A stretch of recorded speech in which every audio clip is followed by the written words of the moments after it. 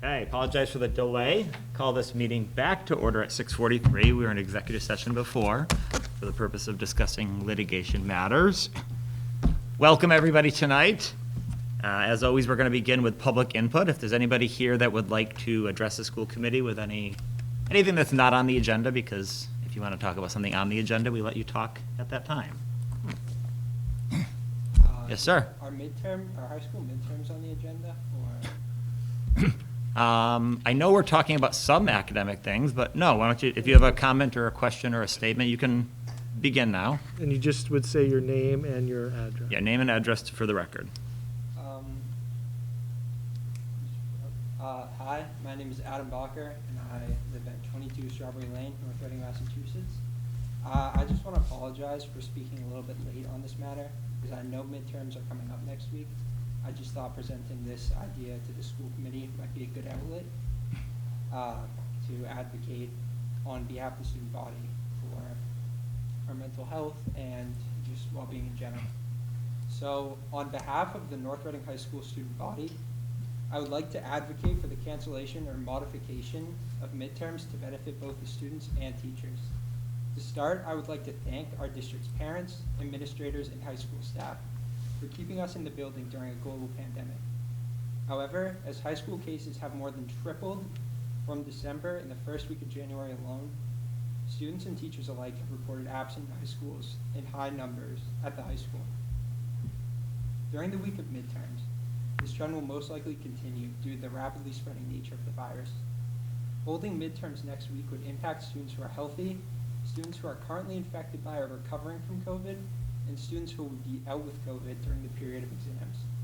The abnormally high rate of absence of high school teachers will cause students in the building to miss learning new information that will appear on their tests and reviewing information from the past two quarters. Without their teachers in the building, we are left relatively unprepared for the exams that make up 10% of our grade, causing anxiety to spike throughout the student body. Students who have been infected by COVID-19 in the past few weeks will have to struggle even more. Not only are they already confronted by piles of makeup work, but with midterms, they will have to spend sleepless nights reviewing for their exams on top of completing all of their assignments before the quarter comes to a close. Besides causing these students to lose sleep, having mid-year exams next week in their regular form will also compound the amount of stress that they have already experienced from being quarantined at home with COVID. As the Omicron variant continues to surge, NRHS students will most likely become infected with COVID during the week of the exams, which could potentially be disastrous. To make up 8 90-minute exams in a matter of a week is not only an avoidable burden to teachers, but it could also hold massive implications on the students' lives. Not only will they have to remain current with their classes in the beginning of the third quarter, but they will simultaneously have to prepare for their immense tests. Holding a normal mid-year exam during our current COVID situation will cause the amount of stress in the student body to skyrocket, on top of creating a logistical nightmare potentially. The 8 heavily weighted exams that all students, healthy and or unhealthy, are left relatively or completely unready for should not occur in their current form. Many schools in our area, like Reading, Masconomet, and Wakefield, have modified or canceled their mid-year testing this year in light of our dire circumstances. While the cancellation of midterms could potentially reduce anxiety the most, modifications of the test to maintain its benefits, including preparation for college and data for teachers to view their student progress, would also be beneficial to us. Smaller, less heavily weighted exams or common assessments would also serve as a valuable outlet for teachers to assess our progress and prepare us for college without deteriorating social and emotional health. Although a major request, we hope that you will hear our proposals with an open mind. Thank you for your time.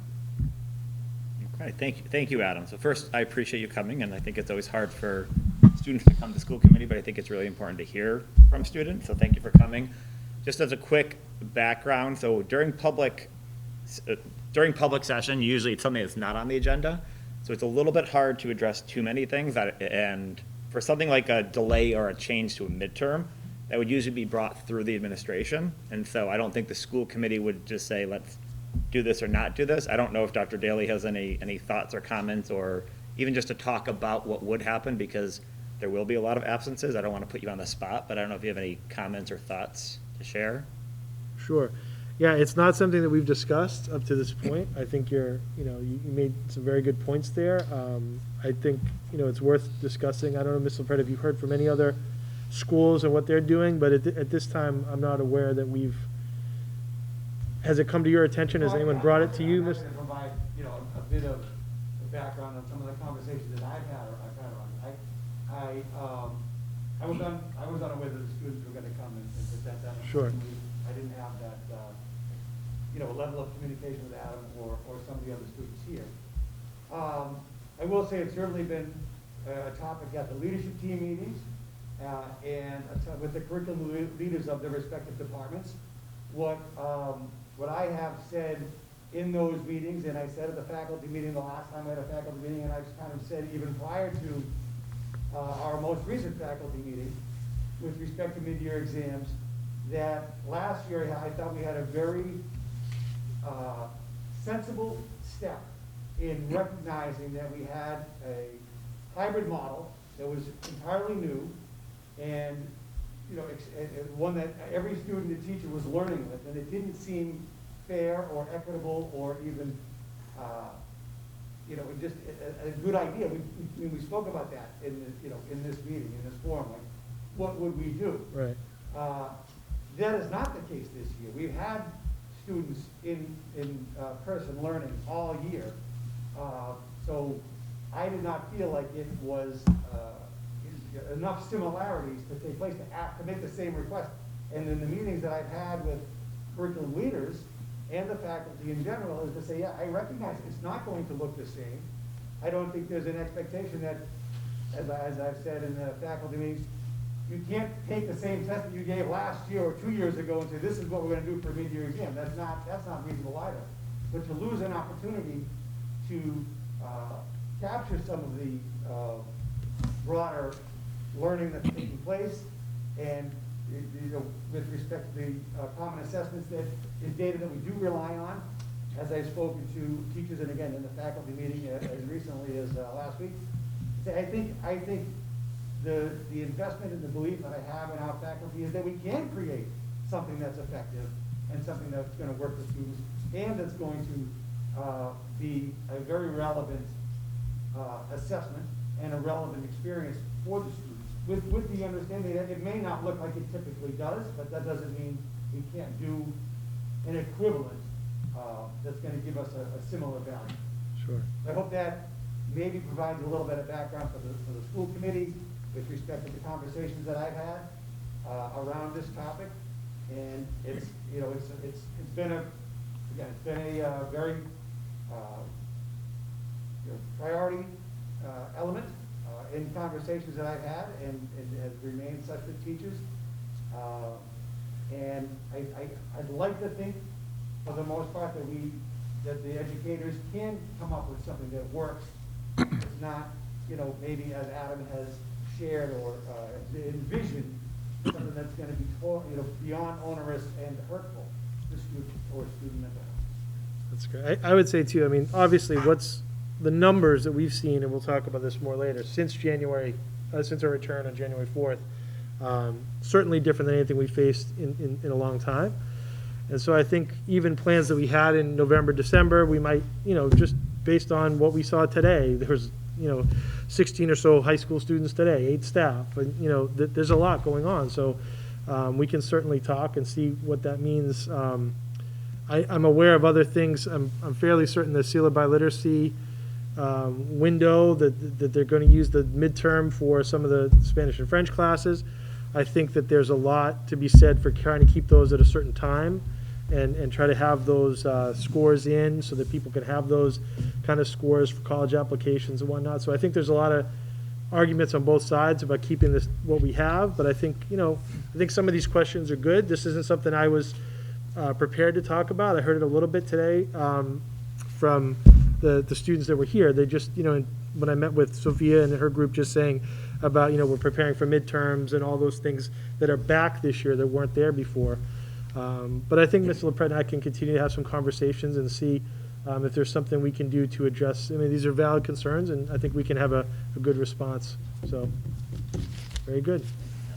The only thing I would say is I think from a school committee perspective, we understand that a lot is changing during COVID, and, you know, I don't think anybody in the school committee has said, this is what you have to do to evaluate learning, or this is how you have to do testing. I think we support the administration and how they've been doing that, and so I don't think the school committee would ever say, if the administrator said we want to do midterms, I don't think we would ever overrule that, but I think if they have the discussions and if the faculty has a discussion and they think that that's the best thing for the students, I think this school committee has, you know, every step of the way we supported the administration and being flexible with that. So if it is something that, you know, you guys have further discussions and you feel like that's the best way to move forward, I think it's clear to say that the school committee has been in support of flexibility for the administrators as we're dealing with this pandemic, Yeah. so.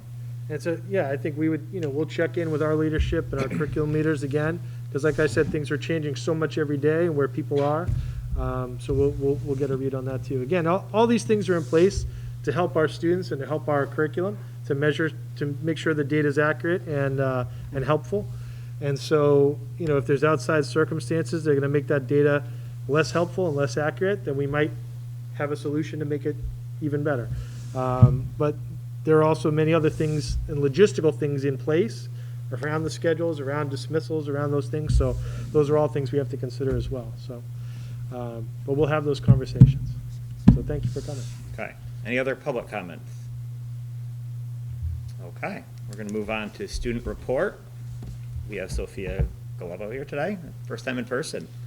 Welcome, Sophia. Thank you for having me. I'm going to start with academic matters. Seniors are progressing in their CAP projects as they have now reached the action step. So we'll start seeing some beneficial changes in our community. Friday and next week, there is the first session of the stamp test for the seal of biliteracy, where seniors in either Spanish or French classes will take this exam in place of their midterm, and students can electively take the exam for other languages at a later date.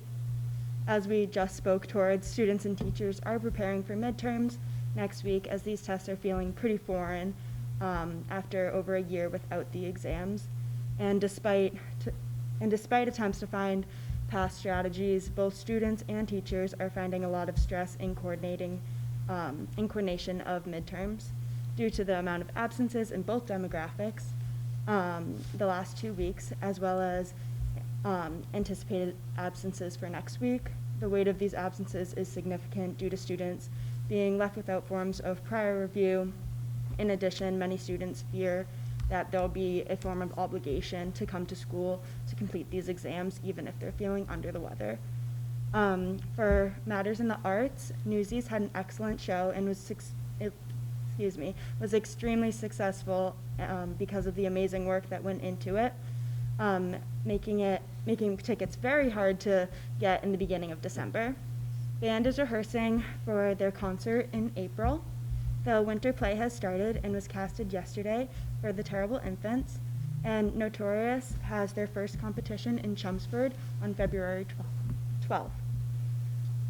In athletics, winter sports are very grateful to be competing during these times and are all having great seasons despite irregular rosters. Girls winter track is 3-0, and if they can beat Linfield this Wednesday, they will secure the league title. Boys winter track is currently 1-2 as they enter a phase of championships and invitationals. Many athletes have qualified for league, state, and national championships on both the boys and girls track teams. Girls basketball is currently 1-3, and boys basketball is 1-4. Gymnastics had one meet and another coming up this weekend. Girls hockey with Peabody and Linfield have had a number of game cancellations, but they're planning to play Malden Catholic this week. Boys hockey is having a strong start to their season at 2-0, and swim won their first meet and had their second one postponed. In terms of clubs are continuing to hold their meetings hybridly, and that's going pretty well for most of them. And Eco Team is working with the national nonprofit Treeplenish to combat our school's carbon footprint by planting trees in our community. The club is currently working on fundraising and advocacy. And then for student work, I'm just going to talk simply about my CAP project. I am a type 1 diabetic, so I chose to base my project around the pricing of insulin and the lack of public knowledge with type 1 diabetes. So right now I'm working on getting more advocacy out there and educating our community. First, I'm gathering some baseline information within our school through a school-wide Google form, and then through flyers and posters and work with our school nurse, I'm working to help establish different education platforms so there can be an elimination of that gap in knowledge. And then my final ultimate goal is to connect with political leaders like Senator Ed Markey, Senator Elizabeth Warren, and State Minority Leader Brad Jones to get this issue to the forefront of their campaigns and agendas, just to promote that public knowledge on a much broader scale for this nationwide issue. Thank you. Excellent, excellent. Comments, questions? I know we're a little short-staffed on the committee tonight, but we're all hitting the illness, I think, but Rich? No, that was, I think, a very interesting project. I'm sure the school nurse is thrilled to have something to talk about other than tracking COVID cases. That's probably exciting to that person, but it sounds like a great project. Yeah, no, thank you for coming. Excellent update. So I have a couple quick things. One quick question. I know the girls hockey team's a co-op with a couple of other school districts. Mm-hmm. Do you know how many students from North Reading are on that team this year? I don't want to put you on the spot if you don't know, but. I don't know the exact number, but I know in years past it's been pretty even between the three schools. Okay, just curious. And then, again, you mentioned, we have Mrs. Kane here, I know you mentioned Newsies, and I mean, I thought that was an excellent performance. We saw that, and then, I also want to give credit to the winter concert too. I thought those went off really well at the little school. It was virtual, but that still was very nice, and then, went to the middle school one, and that was excellent as well. And so I know it's a little bit of a return to normalcy, and that was, I don't know, I thought it was really well received and heard tons of great things from the community, so it was great. Okay, thank you very much, and as always, just so Adam and Sophia and anybody else knows, it's okay if you guys leave at some point in time. You don't have to stay for the whole 2 hours if you want, so at any point in time, we will not feel disrespected if you have other things to do, so, okay? Thank you very much, Sophia. We are going to move on. We're going to jump around. We try to hear from people that are here for things first, and so the first one I want to just jump to is Barbara Stats. And so, of course, the first time that I don't read the thing you told me to read, but we're all in person today, so I think it's okay. But Barbara Stats is the town clerk in North Reading, which, you might not know what that person does, but she basically makes sure that we stay in compliance with the law. She is the one that runs all the town elections, and she has been, I don't know, a critical person in this town for a very, very long time. She hounds us if we don't do our ethics, so we all have to do our ethics compliance every 2 years. And after, 40 years, Mrs. Stats is going to be retiring. Her son is also, their whole family's involved in the community here. Her son's the fire chief, and her grandson was my son's sensei for karate for a few years as well. So we just wanted to bring her here and, publicly recognize her because, she is a resource for all of us, because sometimes, especially when COVID was happening and trying to make sure that we're doing things, because what people may not know is in Massachusetts there's an open meeting law. So you have to make sure that you post meetings appropriately, that even like when somebody comes about, I was like, oh, of course, somebody talks at a public comment for the first time in 5 years that I've been here, and the town clerk is here to see how I do with it. But, we have used her before, we've asked questions of her before, and, she's really been a great support and resource to all of us, and so we wanted to just bring her here and thank her, and, we have a little gift for her, but I wanted to, I don't know if Dr. Daly or anybody else has any. I want to echo everything, Scott. You said so many of the things that I was thinking, just being a new superintendent, coming in, trying to learn the rules in the regular world, and then having to adjust to hybrid, virtual, remote, all those things. So, so many, with all the logistics around town meeting, just to, getting to see really as a superintendent, the behind the scenes of everything that goes into getting all those voters here, getting them, and again, a regular town meeting, but then having to be outside, be inside, all those meetings, so many things to make everything that we do in this town work.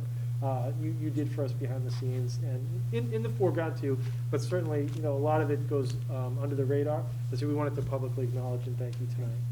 Thank you. Yeah, I have to say that one of the most impressive things that's happened that you see during the pandemic is how local officials have responded throughout the state, throughout the country, and you're just a great example of that. Just to find your way through this pandemic has been pretty amazing, and we've all benefited from it. So. They've taken all the good stuff. Sorry. Back when we could see faces, you always had the best smile. When I was going through this process of running for this office, you were the first person that I was like, oh, wow, this is exciting. I feel welcome, and I don't feel like an outsider. I'm glad. Thank you, and thank you for doing such a sensational job for longer than my life. Yeah, I mean, That's making me feel old, Chris. Sorry. she probably should have tried to talk all of us out of it, but, you know, I will say, when I joined the committee, it was a very experienced committee, and then all of them left, except for Janine, who's left today. But it was just, you know, it's hard. I mean, and it may sound simple to just like call a meeting to order and everything, but just making sure you know what we're doing and trying to do it the proper way. And, you know, we've had to call Barbara a few times and say, hey, we're trying to do this. Like, I think the hardest part was probably the superintendent search, and Janine probably still has scars from that one, but it was, yeah, you were always there to guide us, and so we very much appreciate it. We do have a little gift for you. So we just want to kind of present you with a little gift. I guess I shouldn't open, I should give it to you, huh? If you wanna just come up here, and I don't have a tag or anything, but thank you very much. Should I open it here? Yeah, go ahead. All right. I'll be surprised to most of us. I actually did see it in advance, though, so. But just, again, just something small to recognize you. I appreciate your thoughtfulness. It's much better than I gave Mel a toilet that he could put on his mantle, so. I'm sure he enjoyed it. He actually said to me he loved it, he put it on his mantle, and his wife made him take it down.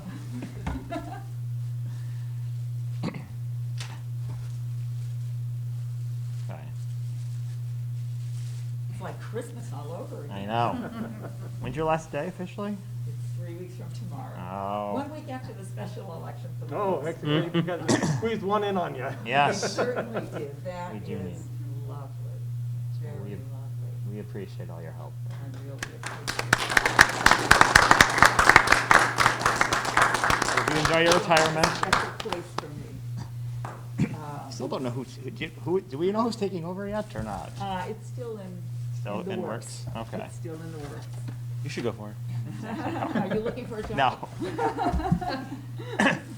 No. No. I have a few words if you don't mind. Yes, Please. absolutely. Okay. We would love to hear I from don't you. want to just, be an ungracious guest We would love to and- hear from you. Take the money and run, so to speak, so. You want to come, why don't you come up there, just because Come up here and speak at the mic. yeah, just to be able to be heard on NORCAM well. Just a few words. So Superintendent Daley and School Committee Chair Scott Buckley and all members of the school committee, present or not, I really do want to thank you very much for this special recognition. I am truly honored and appreciative of your consideration. I truly am. It touches me. The town clerk's office has been fortunate to always have had the support and the assistance of the school department for all of our needs. And it goes across the board for everyone. I think a lot of people may not know, too, that we didn't always vote at St. Teresa's Church. We were split up into 3 locations for many, many years, and one of the locations was the old high school gym. That was one of our polling locations, and we never had an issue. The athletic department then always allowed us, to have free rein with the elections. They would, work their schedule around our needs. So I'm trying to convey my appreciation to this school department over the years, because it really meant a lot to me. I have a little anecdote about the old school and polling days, election days. We used the gym, and it had an entrance by the parking lot. And in the mornings, the students would be driving in to park their cars to go to class. And former principal, Dr. William Butler, he would show up on election mornings, and he would stand in the parking lot, rain or shine, And he would just point to the kids as they drove up in their cars and say, go to the back of the lot. He said, we're saving the front for the voters. So he always wanted to make sure that the spots nearest the gym entrance were reserved for the voters.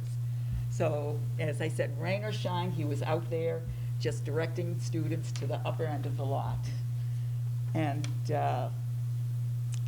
also, before we had online voter registration and automatic voter registration, which takes place at the registry when you get your learner's permit or your driver's license, Mary Staples at the high school was our envoy, and she was our voter registration contact here. She assisted the students with the voter registration forms and then conveyed them to our office. And she did that for many, many years. So we had a lot of cooperation back then with Mary. And also with the cooperation of every single high school principal that we've had over my tenure, we've conducted many voter registration sessions at the high schools, both at the old high school and here at this high school, pre-COVID conditions. So a lot of things have been put on hold for now, but it was always very well received. And again, we were welcomed. We had a table set up. We were there for, I think you'd call it power block. I always called it lunch break, but I'm aging myself or dating myself. And it was very well received by the students. You know, they would come by, and maybe they were after the free pens, I don't know, but, you know, we had a good turnout all the time. So that was a nice thing to do. It engaged the students, you know, to get involved and register to vote. And then there are the town meetings, you know, many, many town meetings. And throughout the years, whether it was at the old high school or in this venue, the assistance of every staff member was just imperative to the successful conduct of the meetings for the venues. In the old high school, you know, we started with Julie Spur Knight, and she was just wonderful. And then Buddy Miller has come in, and Buddy thinks of things before I even get a chance to think of them. So I have relied on Buddy, and he has just always come through to help us out in every single way. And then as we move to this location, to the Performing Arts Center, we have the cooperation, the assistance of Allison Kane all these years now, and her team of students who not only helped us with all the audio-visual presentations, but provided us with the runners for the microphones so that some of the older legs didn't have to manipulate those steep stairs, and these young students would just bounce around and bring the microphones to all of our voters. So I am deeply appreciative for all of the help and cooperation, you, Allison, and your whole team of students, and even my grandsons were part of that too, to help us out at town meetings. And so as we manipulated again through COVID conditions, and I can't even begin to express the gratitude for Superintendent Daly and all the staff to help us get through these venues. It has been challenging, but it's a team effort, not only between the school and us, but all of the leaders of the town, whether it's the health department, the fire department, the police department. It has been challenging, but it's also been successful. And again, the custodial staff has been exemplary and just provided us with every need that we could possibly have had in setting up between Buddy Miller and Michael Parrow. They just came to our aid and just did what had to be done, measuring out the distances when we had to be very aware of that. And so it's just been, might be challenging, but it was always successful, and it was due to the part of everybody that, you know, the part that they played in it. So I am truly indebted, because it certainly helped to make things run smoothly. It took one level of concern off of my shoulders, because I knew that everybody who was working there was working together and collaboratively, and, you know, it was successful in all ways. So I wish to thank all of you for your cooperation and assistance over the years. It really, truly has meant a lot to me, It helped to make my job more manageable, and in the end, it just provided for a great venue for the voters and the town. So I just want to say thank you to all of you as well, and thank you for having me here Of today. course. Okay. On behalf of my executive assistant, Ann Lundell, she really appreciates all the coordination that you've done over the years with her, and she helped to pick out the gift and really put a lot of effort into making sure it was just right for you, so. It is lovely. So she's Please thank done a her. great job. So Thank thank you so much. All right, thank you for having me. Thank you, Barbara. Yeah, you got to train the next person not to be as big of a stickler on the signatures, though. I mean, Listen, when you run for office, you have to get a certain number of signatures, and I'm telling you, if she can't read it and know exactly where they live, it gets discounted. So if you have, Right. you have to have I warned you 50. at the beginning. You have to have 50, and she literally says you have to have at least 100, 125 to come before me because I'm going to reject a lot of them. So And the ethics is coming out soon. I did and mine. Nomination Actually, no, I papers did. will be right, available all a week from tomorrow. Oh no, I did my So, financial form that I had to do. I didn't even raise any money, and I had to. Those are easy to do after. thank you. Oh, okay. Thank you, Thank you, Barbara. Barbara. Okay. I usually like to get the students before we do teachers and administrators. No offense, guys. So we're gonna start. Where are we going for? Are we going the high school club proposals and We have the- trips, or I thought we'd do the North Reading Middle School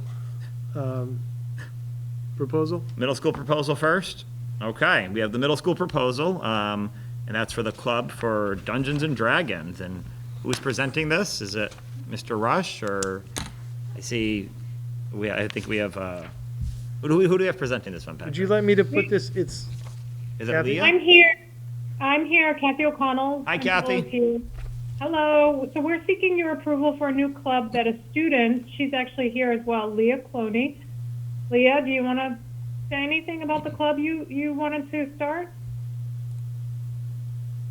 Hi. I made this. This was my idea. Dungeons and Dragons. A name synonymous with fantasy, funny-shaped dice, and that Play one the really video terrible after film. Bailey. But what actually is Started D&D, and why playing, should I'm you be sorry. playing it? Right, there you go. The video is just there if you want more information. Go ahead, Leah. I made this, and I'm sorry for my camera. Something happened to it. And I made this club, and that's pretty much it. This is my idea. Okay, Leah, thank you. I'm so glad that you came up with the idea. And Mr. Rush, do you want to just say a few words? We're seeking approval, Leah. We have to get approval from the school committee for the club to get started.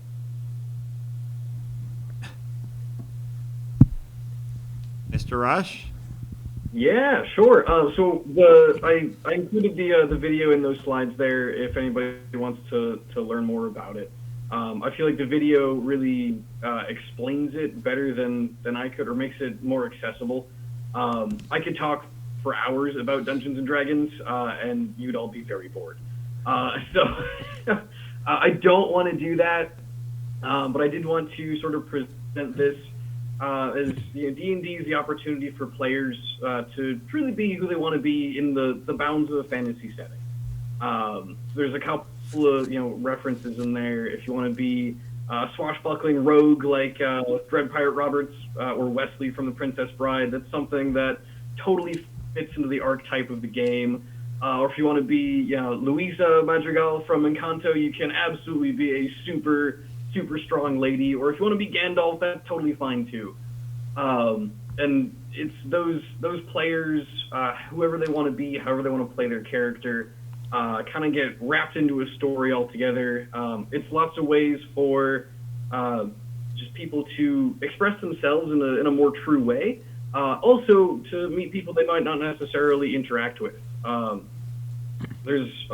met lots of people through just campaigns that I've played that I don't think I ever would have gone to anything else that we shared. But I've started some pretty awesome friendships that way. So hopefully we can bring that into the club as well. Yeah, because I'm not a super sporty guy, but it's always fun to see the barbarian be like, I'm going to shot put this gnome across there. And like, wait, is that something you can do? And I'm like, yeah, whatever. You look like you're a buff guy anyways. There's there's some stuff that I want to include for the club specific. There's lots of ways you can play your characters in D&D, but I wanted to set just like a basic rule of there's no evil characters. The dungeon master will be presenting the story, and all the players shouldn't have to worry about other players trying to murder them in their sleep or whatever nefarious being might want to do. Because I mean, we've all been there where you work hard on something and then somebody comes along and ruins it and kind of takes you out of that. So I don't want that to happen for anybody. The chart I included there, it just speaks to this is going to be a new experience for pretty much everybody in the club. So I want to have everybody start off on the right foot and not have the experience kind of quashed before it really gets going. I also want to have DMs have original villains, so I don't want to show up as a villain in any of my students' campaigns or anything like that. They should have, a big bad dragon or, orcs or something like that. Something that you can be like, all right, we clearly are questing to go fix this problem. And yeah, that's really what I got for the club. Hopefully, it's something that I've gotten. I want to say the first interest meeting we had a lot of students there. We had 21 or so fill out legitimate online virtual signatures saying that they do indeed want to join. And I've had lots more that weren't able to make it to that first interest meeting, still showing interest just during the school day as they come and find me. So yeah, that's the proposal. Excellent, Mr. Rush. So, unfortunately, now you have to get unanimous from us because we only have 3 of us to pass something. So, do we have any questions or comments from the committee? Chris? I'll say one of the great regrets of my life is I waited until college to start playing D&D. I didn't have the confidence that Leah or the other students that have already filled out this interest sheet had. Even though I was interested, shyness kind of kept me away. And for anybody that's listening in and that really doesn't understand this or might have an imagination of it that's not fully formed, this is just an opportunity for kids to, within a set of guidelines, create and act and socialize in what is just an incredible opportunity for people that are interested and willing to kind of meet their own comfort level and meet people that share an interest. I think it's fantastic that we've got staff and that we've got students that are interested in putting in the work to put this together for the benefit of all of these kids that'll play it. Rich, any comments? Just generally, I think it's a great proposal as well. So, and I guess for my comments and questions, so I think any opportunity for people to come together is a great thing.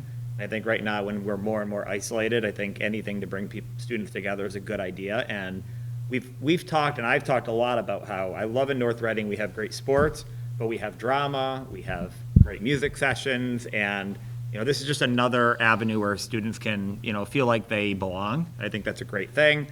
My son is in Mr. Rush's class right now, so I went to the earlier the school back to school night or whatever, and I think all the parents saw the enthusiasm that Mr. Rush has for this field.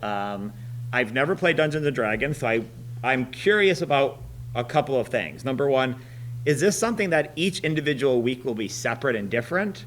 Or is this like a game that continues through the semester? Because if some students can't make it, or if they wanted to come later on, I just don't know how this would work. Would this be like a long game throughout the whole semester? Or would it be, or you just talk about, the games? Or how would it work from week to week? And whether that's for you or for Leah. Sure. So my general plan, there's a lot of sort of front loading of things. Our interest meeting the other week, we talked about the different classes or professions that your characters can have and the different races that your characters could be. So elves, gnomes, dwarves, stuff like that, humans. That kind of just to build a little bit of interest. Hopefully this next meeting that we have will be the students building their characters. So hopefully they've decided on what they want to do and what they want to, who they want to be. And the players will be taking the time to build out their characters, and then the students who have elected to be dungeon masters will take the time to start building their world and writing out a little bit of a story guideline. On that sort of basis, the intention is to have sort of a longer term campaign through the story, but that doesn't mean that you have to be there the entire time.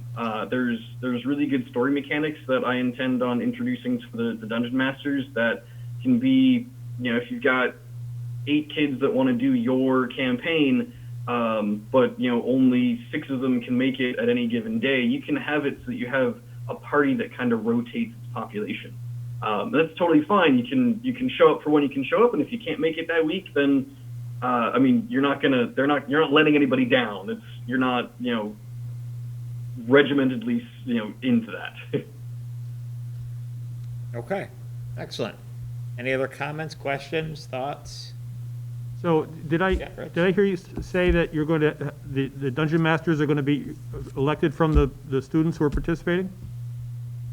Yeah, that's the idea. I thought that if it was a really small group that I would just be the dungeon master, but I had like 30 kids in my room. And I was like, this isn't gonna work. I'm gonna need some kids that want to step up to be the dungeon masters, aside from just me. Yeah, I think that's great too. Good. And Mr. Rush, if you want to dungeon master a campaign for the school committee, I'm sure we'd all be interested in trying it out, but I don't want to sign you up for extra work. I think Chris is volunteering to be part of this club, so. He really wants to be part of it. I can tell. Okay. Well, if there's no other comments or questions, I'd entertain a motion to approve the North Reading Middle School Club for Dungeons and Dragons. I move that we approve the North Reading Middle School Dungeons and Dragons Club proposal. I will second that. Okay, and I guess since nobody's virtual, all in favor? Aye. Aye. Opposed? So it passes 3-0. You just got your 3 votes there. Thank you very much, Sweet to guys. Thank you, Thank Mr. you. Rush. Thank you, Liam. Thank you. Thank you, Okay. Leah. Thank you, Thank Mr. you, Rush. Leah. You're welcome. Okay. Moving on. Maskers next? Maskers overnight trip. I think we have some maskers here. We recognize. Aren't we all maskers? I mean, not really. When do you go on tour? What's that? When do you go on tour? Don't forget to tip your wages. Totally forgot to read this, the night barber said this year. But we're all in person and. I'm not sure, yeah, that's a good point. So. All right, hello everyone. Thank you for having us. We are here today as Master's Officers to discuss the Nantucket trip for 2022. My name is Brian Conlon, and I am the historian of Maskers. Hello, my name is Gianna Nalivo, and I am the president of Maskers. So this trip is for us to continue our relationship that we have built up in the past with the organization Emergency Medical Training Services. This particular training service is for any emergency responders and people who are trying to work themselves up to be medical professionals, or even people who are already practicing in the field, like military or medical, that want to renew their training or just feel like they would benefit from doing so. And this relationship has given us this awesome opportunity to travel across Massachusetts. We have been given the opportunity to act in their facilities in Pembroke, in colleges around the area, and many school settings. And we really focus in on the Alice drill, which, as we practice here in North Reading, is pertaining to school shooting scenarios, but we also do things like car crashes and nightclub scenarios. And this training is so amazing and in-depth. And it's something that they've even offered to come and facilitate here in North Reading and train our teachers on something like the Alice drill. But the people who participate in the actual training, the trainees, go to school for 3 days in order to complete this, and then they finish with our simulation as kind of like the big thing that happens at the end. However, they do a lot of smaller simulations in the meantime with smaller car crash ones and how to treat patients and such. But as I said before, we really focus on the Alice drill kind of thing, and they don't really know that we're there. We're a big surprise. They just think that they're going into another simulation. But as actors, we've really built up this reputation to be the most truthful, and it's something that they really benefit from emotionally and physically, learning how to operate with students and actual people who could be in that situation. We practiced on Nantucket in 2018 with that group of officers. They went to go train personnel on the island. Nantucket is a very different kind of training because Nantucket is an island that is secluded from the rest of us over here on the mainland. So if an emergency were to happen on Nantucket, it would take upwards of 40 minutes for anybody else to come and help any of the professionals on the island. So anybody who is already there on the island, the police officers, the firemen, the military people, they need to be 100% prepared to deal with the emergency for the first 40 minutes completely by themselves, which is not something that we have to worry about here because people from Wilmington can come help us and all these surrounding towns. But when you're on an island, you're all by yourself in isolation in the most pivotal moments right after the emergency. So we work our scenario with the police, the fire, the medical, and the military personnel that reside on the island. Hi, my name is Mason Murray. I am a junior and I am vice president. So these are some of the facts. School shootings and just mass shootings in general involving any weapons have been at an all-time high in recent times. In 2020, there were over 611 shootings, and that is 200 more than what happened in 2019, and that is double from 2016. What we as actors are invited to do is we are invited to act out not only physical wounds, but also the emotional wounds and distress that happens during the actual event that you cannot experience in just a taught to lesson. Some of our acting for emotional wounds would include just not being able to want to leave the room as fear of an intruder coming back in, or even that the trained medical professionals are the intruder and we don't know that. So it's just a lot to try to get them to think that they actually are in the simulation, and we try to do our best to do that to better train them. Hi, I'm Christina Musgrave. I'm a senior and I'm the secretary of the Maskers Club. So the 2021-2022 Maskers officers, which is us, and other upperclassmen members have undergone hours of our own training to do stuff like this. Some of this includes stage combat, some of which we see in classes such as intro to theater or advanced acting, but also after school sessions and even being in the musical or the plays. And then prior to going to any of these, we have a run through. One example of this is one of our prior actors that went in 2018 did not want to leave the room, so we had to practice, I'm not sure how to put this, but removing her from the situation and dealing with that. Another thing is anatomy and procedural expectations. So before our training in Pembroke, we were sat down by the man who's running it, and he went over some of the things that we might encounter, such as tourniquets and medical supplies while we were doing this. Hi, my name is Lucy Wagner. I'm a junior and the upperclassman representative of the club. So for the logistics of the event, there'll be 7 of us students as well as 2 chaperones, which is Mrs. Kane and Mr. Kane. So the transportation starts with a school van, and then we move to a ferry to the island, which is already paid for. We get there on Saturday the 20th. To set up, we were debriefed by the leaders of the EMT. The next day on Sunday is when we perform, or we have the simulation, and on that day we get ready, we put on makeup, we learn about what situation we're in, we feel those emotions that the students would be feeling in the real situation, and then after we debrief with the EMTs as well. At that point, we've already missed the late ferry for the night, so we stay until Monday the 22nd when it's a long weekend, so we'll miss no school time and we'll go back. We spend 2 nights at a house that's already paid for, so There's no exposure from a hotel, and it also costs less for us.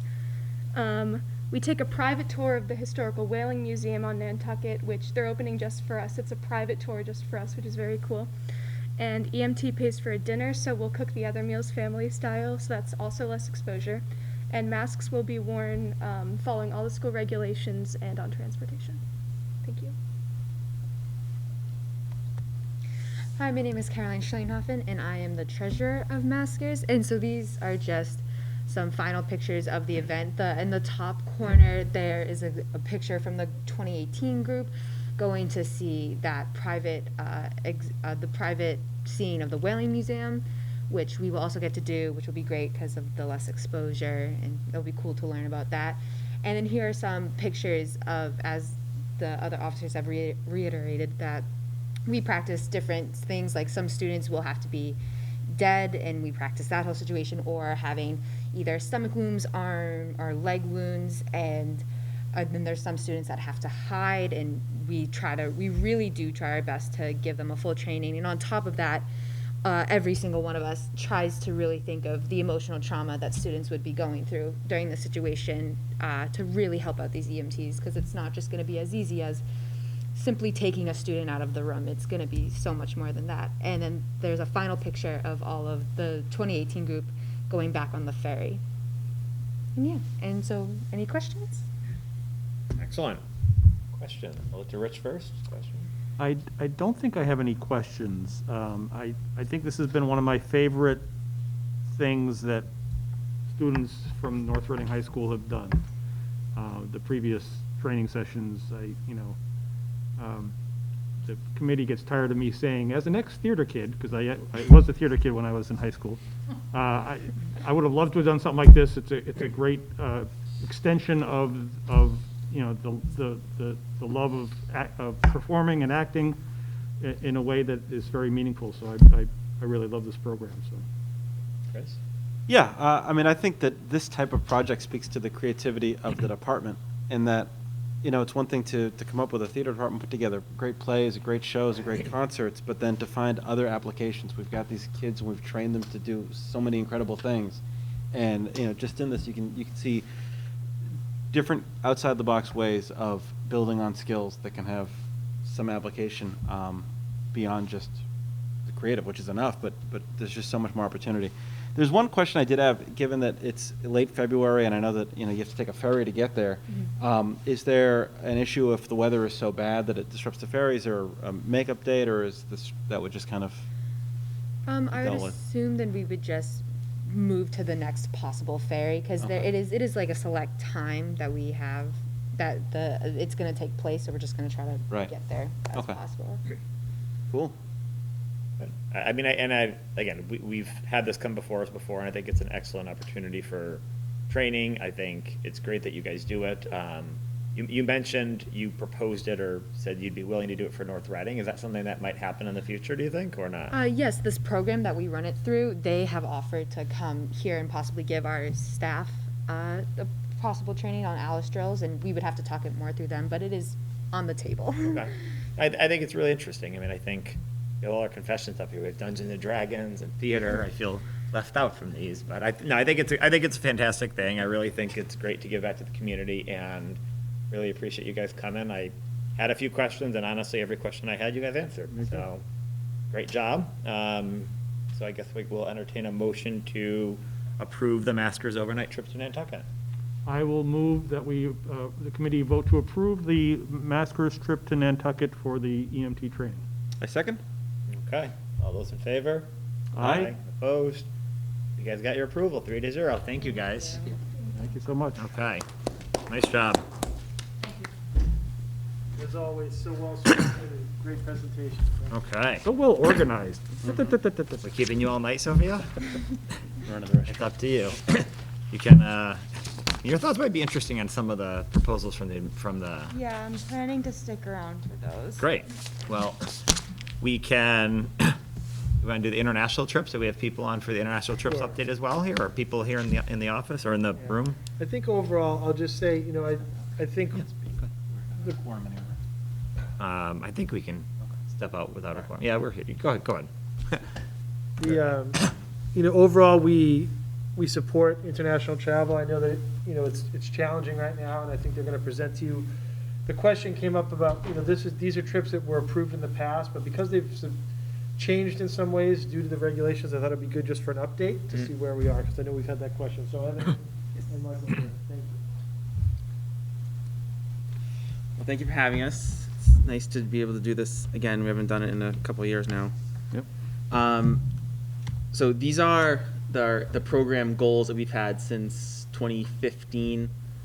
Basically why we do this, what we're doing, why we go the places that we go.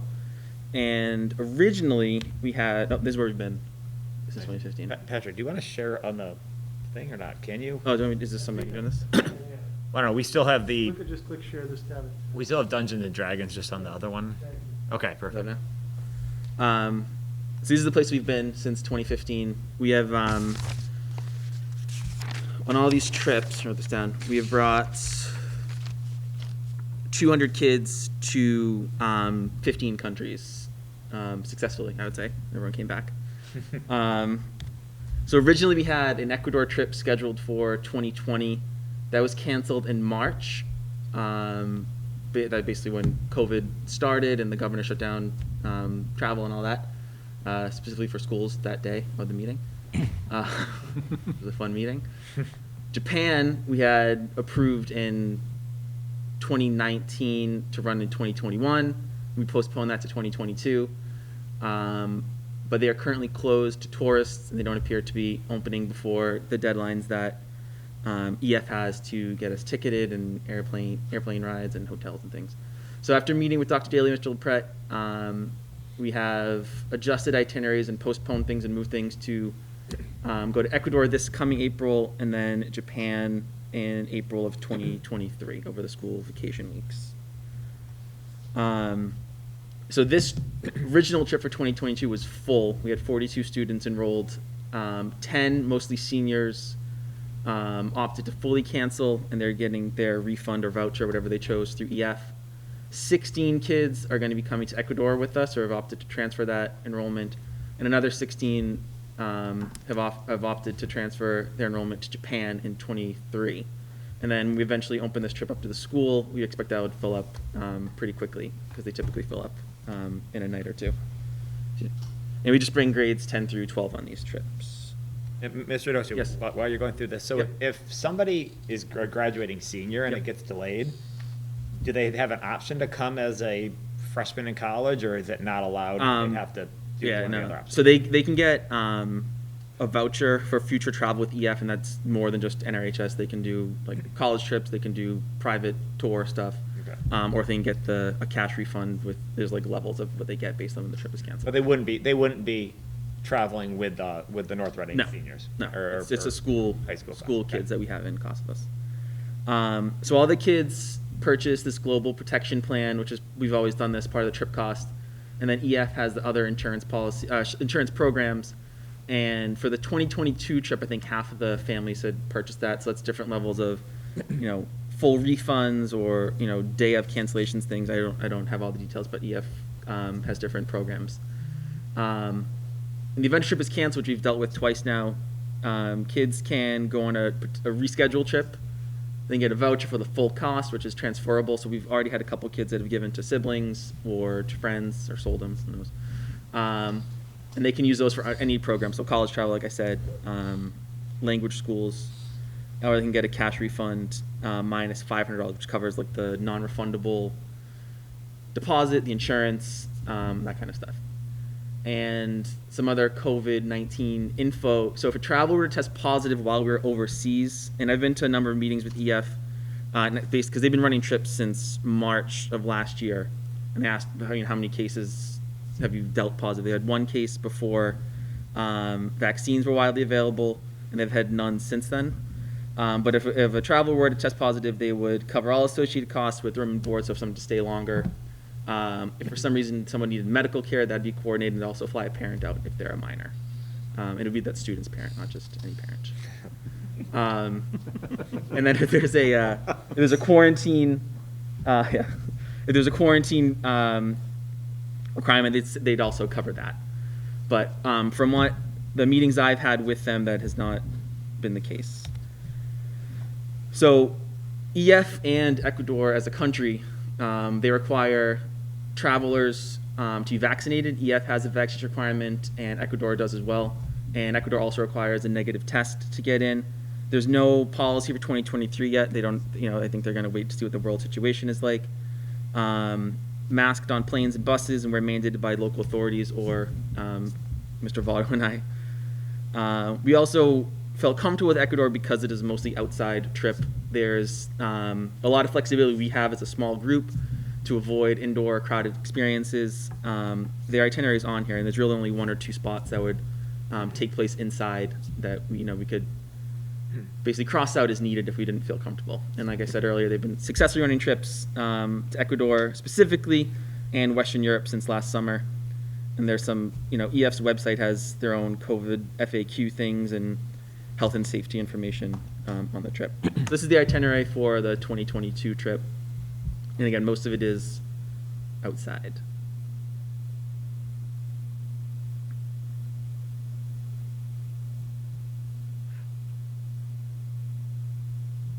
I will not be participating in the salsa lesson. Oh. Okay, excellent. And then we have the 2023 itinerary as well for Japan.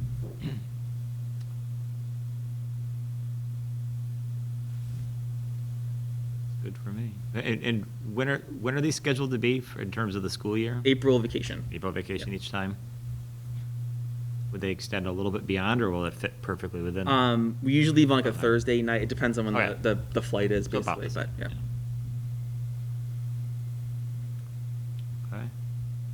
Okay. Can you remind me how it works as you're gathering people who are signing up? Is it first come, first served? Do you wait till everybody expresses interest and Our a typical lot early, or how's that work? Yeah, our typical path is to let the kids know there's a trip coming, have a parent meeting, have a kid meeting, and then say this link is going to be live at this specific time, and then at that point it is first come, first serve. Okay. So for Japan, we'd have another 25 spots available because 16 kids have transferred over from this year. So the company that you're using, is it the same company that we've had? Yes. In the past, and how did they? Again, I'm honestly, I trust you guys that you guys have come before us a couple times. I think you guys do an excellent job planning these. I'm just curious, how was the company to deal with some of the other cancellations? Has there been any issues or any problems? I know that nowadays people know what the policy is if it has to get booked or get changed. But I know some companies didn't give refunds well, and there was a lot of fighting. How was this company in particular to deal with? I think there was a little frustration in 2020 as they were rolling out the cancellations on the parent. I found it pretty easy for me as the group leader to I found an easy process, but I understand parents losing money is difficult. The 2021 postponement cancellation was very easy, and parents were very, supportive and receptive to the changes. Yeah, we were all dealing with it in 2020. Yeah. Yeah. I mean, some of these companies, they just didn't have the funding, I don't think, to give all the refunds, and they just haven't planned for it, and it's difficult. I mean, I think it's an excellent opportunity for students to be able to go, and I appreciate that we do it. I think it's challenging with COVID. I mean, anybody that's booking anything right now understands this, but overall, at some point in time, you have to say, when are we going to start living again? And it's been 2 years, and we're looking at this for, later this year and then next year. Mm-hmm. So I think it's funny because I'd probably be more concerned about the Japan one going off than the one this year in Ecuador. I thought, just being an island nation, that they're more likely to create a policy that creates it hard for students to come in. But that's so far beyond any purview of what we're talking about now. A million years away. But here's hoping. Yeah. It sounds like an incredible trip. Yeah, it should be. And is there any opportunity for a student who wants to participate and is otherwise ready to, with financial assistance, how does that work? And So we, EF sends the school a check based on the number of kids we enroll. So some people run these trips privately and they just pocket that money, but what we do is we get the check and we put it into our club account. Mhm. We also have these global rewards points that we use, so we can offer kids scholarships with that, with those points. And how, just off the top of your head, has that happened a lot or a handful of times over the years? I think usually like 3 kids a year will give like $300, something like that. And that's part of the reason we usually try and get them on the books a little earlier too, because there's several months, and we've had some students get jobs and pay for a Yep. big portion of it themselves. So. Yep, so they can actually work towards it. Yep. Yeah, exactly. Okay. Any other questions, comments? So these were approved before, but we want to do a new approval, just to be clear. Because they're new destinations or renewed destinations or new dates. New dates. So I guess we can make a motion to approve the changes to the 2022 and 2023 International Club itineraries. Are you making that motion? I am making such a motion. I second. Okay, any more discussion or comments, questions? Hey, all those in favor? Aye. Opposed? Passed 3-0. Thank you guys Great. for organizing it. Thank you very much. Have fun. Thank you, guys. Okay. Thank you. Thank you. Bring back some souvenirs. Okay.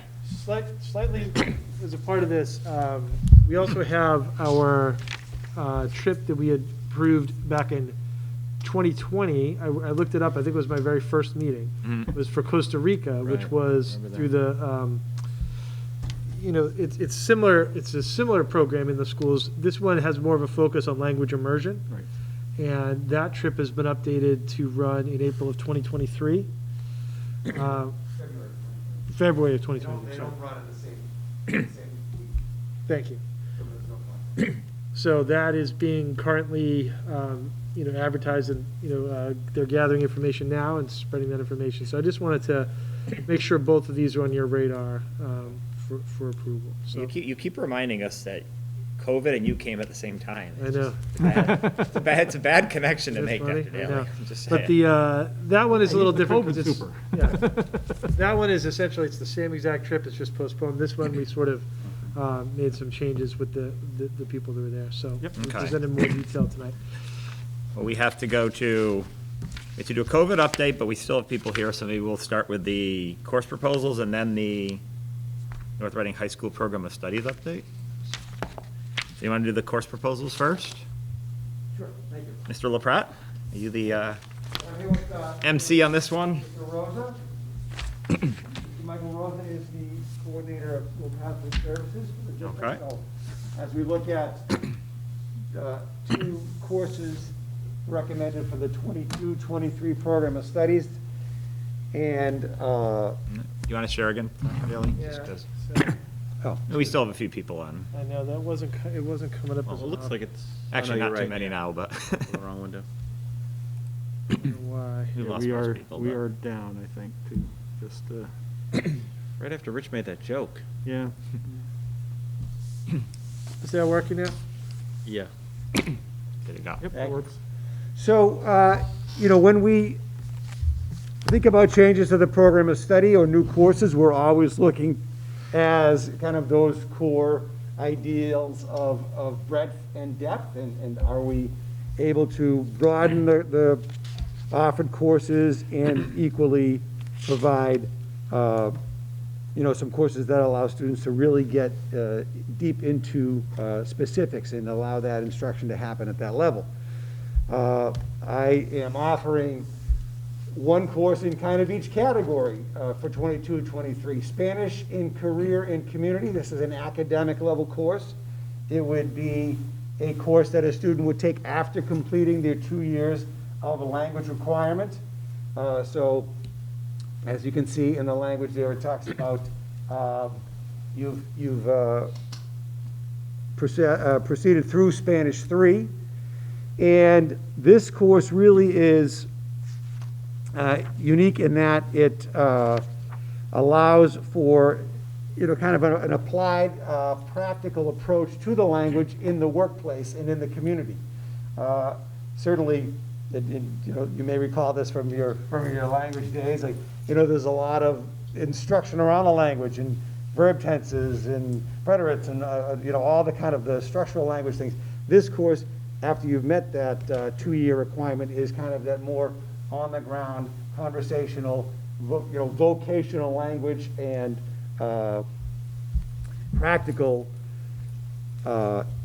experience for the student. And you can see the kind of the units around which topics in the workplace and in the community that will be covered. Yes. So, just to talk on this one before we go to the other one, so can you just give me a quick introduction? So Spanish 1 would be in what grade level? Spanish 2 would be what grade level? Spanish 3 would be what grade typically?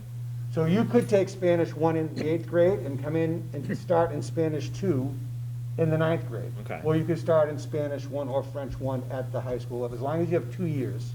Okay. That's. So it could be as early as 8th grade, you take 1, and then 2, and then. 2 and 3 as a freshman. And this says sophomore. Spanish 3, so you'd be at least 10th grade, you'd have to have taken that. So you're talking primarily about juniors taking this class? Exactly. And with this, is there a concern that this would take students away from, Spanish 4? I mean, do you know how many students are usually in Spanish 4? Because that'd be my only concern, is that, like, if typically you have 1, 2, 3, 4, 5 through senior year, would there be anybody that after 3 would just say, I'll take this class instead of Spanish 4, instead of an addition to it? And how many students are in Spanish 4 typically, do you know? I would say Spanish 4 is not a particularly, maybe 2 sections, 3 sections? 2 or 3 sections. But I think what really the draw for this course, not to pull you out of a Spanish 4 section, is to keep you invested in the language and recognizing, maybe Spanish 4 is a little intimidating for me, but I know that there's a need for multilingual workforce, and that's kind of that's a skill area that I want to keep to pursue and advance in. And that, really, when I spoke to Ms. St. Arnaud, we talked about this course, you could certainly take it in conjunction with Spanish 4, but I think it's an alternative for students that don't necessarily feel that they're that confident or want to pursue the language that in depth. So is the idea that Spanish 4 and 5 are typically, you're on an AP trajectory or an honors trajectory, and not that that's what you necessarily have to do, but this is a way to kind of keep people into the language with another lure? Exactly. Okay.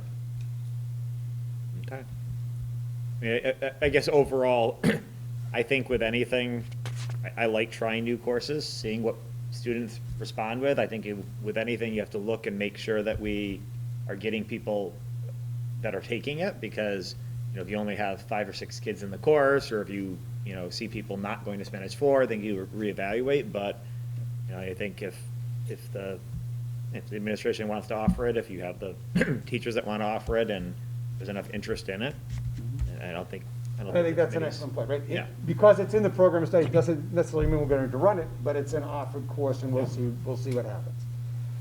Ideally, we do get the interest, and that's the Correct. The second course is Advanced Technical and Design Production. This would be a senior elective. The prereq for this would be Technical Theater Production. And essentially, this course would kind of, evolve off of the Tech Theater course and really allow a student to focus on advanced skill development in some of the areas that are identified in the course description, scenic art design, prop construction, etc. The Tech Theater course is kind of that introductory level, and this is the advanced level for a senior only. So I see this one comes, I read the last sentence as being there's an additional, I take that to mean 30 hours outside of the class time? Correct. Right? And then do other courses have a model like that, where there's students know going in that there's a requirement outside the classroom? I would say not many. Right. But it's, It's not it's not a unprecedented. standard, but I think with this, again, with the idea around growing your skill area and your expertise in that area, and it doesn't necessarily have to be on campus. It can be involved with some other experience around similar activities. Yeah, I mean, I think I'm just amazed at the courses that we offer here. I mean, I remember going through school and you had nothing about electives. This is more like a college here. Should've grown up in North Reading. Thank you. It really is. I mean, it's more like a college. Like, I just think students have probably grown up with this and are used to it, but, you know, I'm an old man. Well, I like to think that we Apparently older than Chris, but I just. And I would add to that especially in the case of theater production, I think of, again, sorry for the. No, do it again. Memory lane, but I think of the time I spent on the top of a ladder by myself in an auditorium getting ready for a high school play. That probably is not the best way to go about things. So having these kinds of classes is probably a good thing. Yeah, I mean, the only thing related, I would say, no one's listening right now anyways, but is, you know, we're gonna be talking about the Northeast Metro Tech School in the next couple of weeks and trying to, you know, really get people out to vote in favor of that. And I think the idea about that is different students have different, you know, interests and they have different career paths. And, you know, math, science, English may not be what everybody wants to do. Somebody might be interested in theater, and I think it's great that we can offer things to challenge and develop the interest of the students that we have. And so, again, like anything, I'm always just worried about making sure that we can fund it, that we have enough students in there, but, you know, offering robust electives, and if there's a lot of interest for it, I think it's a great thing, rather than having students, you know, have to fill their schedule with something that's not of interest to them. I fully support trying new things and seeing how it goes. But, you know, on that note, this is, I think, these classes, this one and the last one, are just great examples of ways where we're taking the more traditional school classes and just showing what they look like when they're applied too. You know, I mean, math is going to be involved in this. Geometry is going to be involved in this in a way that's probably more meaningful than in just learning the doctrine. Yep. So I think it's a fantastic use of resources. Thank you, thank you. All right. So I would put it to you in the sense of, do we want to move forward and approve these courses and then pick up this other piece? Because we talk about now proposed changes. And I'm okay with either we say, no, we'll just do it all at one time, or do we want to just adopt these courses in and then kind of, because they're not necessarily connected. What are the proposed changes in rest? Well, Okay. why don't you Let's do that. continue? We can. I'd kind of put them on as three different things. Yeah. So to approve this, then to approve the next one, and then the third one is for discussion. Okay, is that the next thing on the agenda? Yeah, that's a different thing, right? That's, okay. So why don't we entertain a motion to, do you want to do them separately or as one motion? Sounds like, I don't know, but we can do them. I'd offer them together. Do them together? Okay, so if I can entertain a motion to approve the new courses, I don't know what they're called. I move the committee accept the two proposed courses added to the program of studies for the 2022-2023 school year. Second? Any discussion? All those in favor? Aye. Aye. Opposed?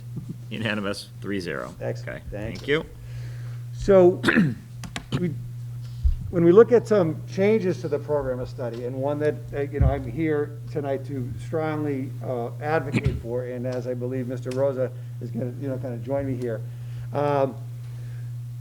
When we look at some of the issues that are affecting students, and that, you know, as the leadership, the administrative team at the school, we're going to say, how are we dealing with student wellness? How are we dealing with issues that affect the student experience? I think we do a very good job on the back end of responding to students in crisis and offering students counseling opportunities and teaching proactive strategies around stress and stress management and student wellness. Mr. Rosa, I think you spoke, a couple of weeks ago about the NAN project and things like that. But I want to be mindful of saying, well, what are we doing on the front end? How are we thinking about some of these things before they even happen, so we're not just dealing with the response? That brings us to a very kind of significant piece in the program of study. The existing program of study does not currently have formal language or anything kind of really documenting around the number of AP courses a student could take at a given grade level. We do say that very clearly that these are junior, senior electives, and that there's one AP course that is open to sophomores. Other than that, there's really no language around it. what we would propose for the 22-23 school year is that we would establish a limit to the number of AP students that courses that a student could enroll in, so that you could take 5 as a senior as a maximum, and then a maximum of 4 as a junior, and a maximum of 1 as a sophomore. This topic is one that's been discussed at a number of levels, and the presentation, I think, will speak to that, from the leadership team to the counseling staff to the faculty to the students, and we've got a lot of I think, specific data and feedback around this. Implementing this course limit would certainly address student mental health and wellness issues. Again, ones that we've seen certainly on the increase this year and slowly increasing, in the past few years. It addresses course accessibility. It would allow an option of 1 of 3 courses for a sophomore to take, whereas right now, sophomores can only take 1 course. It would allow for greater equity, and again, in that sense of, if I'm a sophomore, I can only take AP Environmental Science. I'm really not that into the science, so now what do I do? I guess I'm waiting, and I'm kind of figuring it out as a junior and as a senior how I might get someplace that I want to get to. Mr. LeClaire, can you clarify, when you're saying if they can only take 1 now, are you saying that sophomores can't take things because there's no spots available, and so they'd be able to take something different? There's only one They're class restricted to available. 1 AP course as a sophomore. Okay. But there's only one offered to them. There's only 1 offer. Right, you're saying currently that no sophomore is the prereqs for any of the other APs except for AP Environmental Science. Correct. So you're still going to limit them in your new proposal to, they can only take 1, but they'll have 3 options as opposed to 1 option. Exactly. I apologize, I didn't explain that clearly. Uh, We'll see it, as we proceed. And it addresses something that I think we've seen from students as well, is this kind of being driven by this peer competition, whether I want to believe it or not, or buy into it or not. We've seen too many examples of it existing. And the difficulties around students kind of removing themselves from that.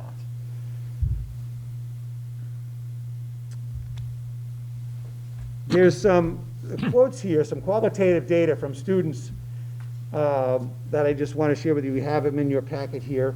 They're available, you can read them on the screen. Certainly, as you look at the first couple there, you can see this idea that, the impact on mental health, the sleep cycle. That second quote from a recent grad, right? Causing them to feel excessive stress, negatively impacting both school performance and their social lives and physical well-being. Mr. Rosa, if you want to kind of. I'll talk about the next couple of slides, but just, looking at the quotes before we move away from them, it was really interesting to see what, the students had to say when we gave them a little room on our survey to fill in. And just another student, alluding to pressure from wherever it's coming from to take courses, and bringing students to tears, feeling kind of overwhelmed. And another student just, saying that they thought it would really benefit students if we had, some sort of limit, and allow them to really focus on the classes that are most important to them, that interest them the most, and help them preserve their mental health. And I don't know how many folks remember too, but I know it's constantly something I think about, is we had a pretty courageous speech last year at graduation from one of the honor essayists about student, mental health and well-being, and how it affects students, across all, different areas, whether they're at the top of the class or not. And just another thing that, as Mr. LePre was saying, like thinking about how we can approach this systemically too, and changes we can make to help remove some of that pressure from students. So I think this next slide just kind of talks about AP courses a little bit. I guess I'll call it from the college perspective. Even in limiting, say, seniors to 5 AP courses, just stressing that is the equivalent of a full-time college course load. So that's still an extremely rigorous set of courses students can enroll in, and of course they'll be in, our students enroll in at least 8 courses, so they'll have 3 others on top of that. With the proposal that we're putting forth, students will still have a chance to complete 10 AP courses, which in an apples to apples world is really, a first year of college, 2 semesters, as most colleges, you take, some you take 4 classes, some you take 5, but you can still finish that, basically the equivalent of 4 years of, the first year of college courses. But I wanted to point out too in the last bullet here that actually some courses give you 2 college courses worth of credits if you do well on the exam, and it varies from college to college. They all set their own AP policies, but I think a good example is AP US History. Sometimes if you get a qualifying score, the college gives you the equivalent of like what I'll call AP or US History 101 and 102 credits. So even if a student was, to complete 10 courses, they might actually earn the equivalent of 12 to 14 college courses, depending. So could be well into their sophomore year even. So still plenty of opportunities. I think this chart lays out pretty well what the opportunities will be for students by grade level. So I'll kind of point out the major changes. So in column A, you'll see that as you folks surmise that students, while we will ask them to pick 1 AP course if they want to take one, they'll be choosing from 3. So I really like that we're bringing the US history down to sophomore year and giving a student that might be a little bit more interested in the humanities than a science course. It gives them that opportunity. And we're bringing the computer principles class back 1 more year too, so that students that are ready for that as sophomores can sort of get onto that track and get, a college level computer course right off the bat. In terms of column B, you'll see that world history appears there now. So that would be something new right now. Our juniors all take world history too at either the academic or honors level. In world history, the AP world history, since we've added, has been like a senior year elective. But we'll bring that back, which gives another potential humanities-based course option to our juniors.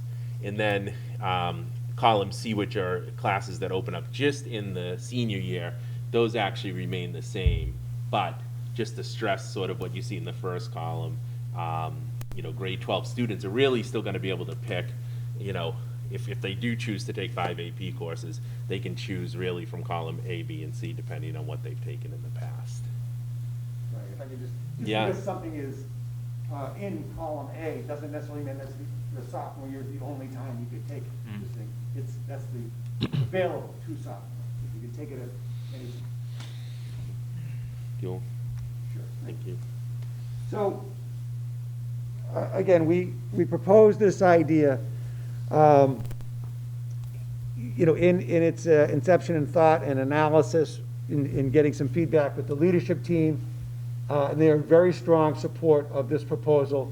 I think they very much like so many of us here recognize the strain that can come from AP courses and kind of overloading one's schedule on in these courses. The faculty has overwhelming support of the proposal as well. So we took the next logical step to get some student feedback. And before I get to the student feedback from the survey, I mean, here you are. Do you want to, Sophia? Do you want to take a moment and share? Sure. I think this proposal is really important, obviously, for everyone's mental health and even just the overall academic culture. We have such a competitiveness to try and get that number from how many APs you're getting, and it's really taking away from how you actually care about the course. Students will choose, I'll take AP Chem over an art class just because it has that AP in front of it, not necessarily because they care more about that chemistry class. So putting that limit on how many APs a student can take allows them to have openings in their schedules during course selection time where they can look into classes that you might not even know exist. Like, I was talking to my friends recently at practices, and they were talking about courses I didn't even know we had at our school, just because I've been so caught up in this track of only taking honors, only taking AP, and thinking that's the only option because of that competitiveness. So by taking that away, I feel like our students and my peers and I can all focus on really challenging ourselves in what we care about and how we can grow as students, preparing us for college rather than trying to get that certain number of APs fit into our schedule. Can I ask a couple questions? And I'll be honest, like, I'm not 100% either way on this one, because I have some concerns I'll express later on too, and just more questions. But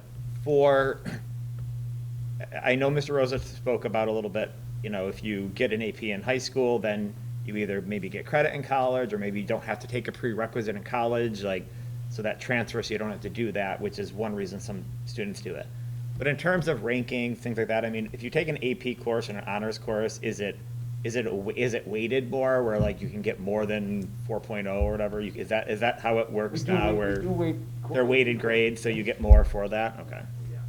Okay. That's what I was assuming was a big piece of this, but I'm just curious. I mean, just to kind of put my concerns on the table. So when I was in high school, we were just starting to get AP courses, and I was very much advocating for more and more of those, and I did very well. I mean, I was valedictorian in my high school, and I will say that I felt like there was a lot of classes that didn't challenge me, and so they were just complete waste of time for me. And so I just want to make sure that students are challenged, and I would have loved to have taken more challenging courses, because I felt like a lot of my schedule was just a throwaway where it just wasn't challenging enough. And so I remember the speech from graduation last year too. I think I commend trying to address it head on, and it's really hard to do. I mean, this is basically saying that students are putting the pressures on themselves, and we're trying to protect students from themselves at times. And I think that is the role of the school and the role of parents. And so I commend doing it that way. I'm just struggling myself with how to think about it. So I just want to completely understand all of this, but I get it. I'm not against it. I'm just trying to process it all myself. So I appreciate the feedback, but that's just kind of where I'm coming from. Can I just go, because I mean, you hit upon a point that, I've been here 18 years now, and I probably almost every day I say, should we be protecting the students sort of from themselves and this pressure to feel that they need to do this? And what's interesting is, I think my first year we had 3 AP courses, and now we have 18, and so I watched it grow, and they came back to sophomore year, and but I do know what you're saying, because I too am I want students to be able to challenge themselves. I think, I feel pretty strongly that they still have that opportunity. They still have, and I really would like to see kind of what Sophia was saying, is take an elective too. There's room in our schedule. We have 8 courses, which is actually one more than a lot of typical high schools. So it's we have room in there to take an art course that you were just interested in, and I think that can look into a college too. So it's just kind of trying to find that right number. I think, sometimes I think for student stress, I would like to see even lower numbers, but I do want to keep it high enough that, those students that choose to really challenge themselves. Do we know what percentage or what number, how many students would be over this proposal right now? Yeah, we have data. Okay. Yeah. Sorry. So let's look at what we have here. Yep. So this, I know the graphic is a little small per se. I'm trying to put additional graphics on the slide. So this is upon graduation. This is for seniors, the class of 2022. How many AP courses will you have completed? Now, if you start with the blue at kind of the bottom, say 3 o'clock to 7 o'clock, that's 0.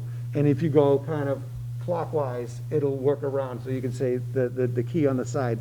So 38 are saying I wouldn't have taken any APs, 38%, excuse me.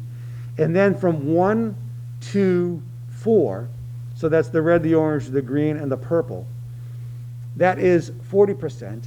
And then another 22% are taking 5 to 10. And that's 92% of the senior respondents will have graduated with 10 or less. But again, 22%, 5 to 10, in that range. So the answer to the question, though, is 8%. 8%. So what's the most I'm somebody mapping out. could have taken? 12 or? So upon graduation? Yeah. our current, the most we've ever had a student complete, I think, is 11. 11. And, yeah, so it's actually, we're only one off in that. To be a little clear with the data, there is an opportunity for students to take 6 in the senior year right now. Yeah. If the schedule sort of works out perfectly. We've had 5 students in the last 4 years do that. So this would be a change that they would only. So more typically, do they do 1, 4 and 5 to get to 10? I mean, basically what you're proposing is what the more typical route for those who are really going for a high number? It is, yeah. We do have some juniors who get 4 in junior year now. That's a pretty low percentage, and that's what, we've never had anyone take more than that junior year.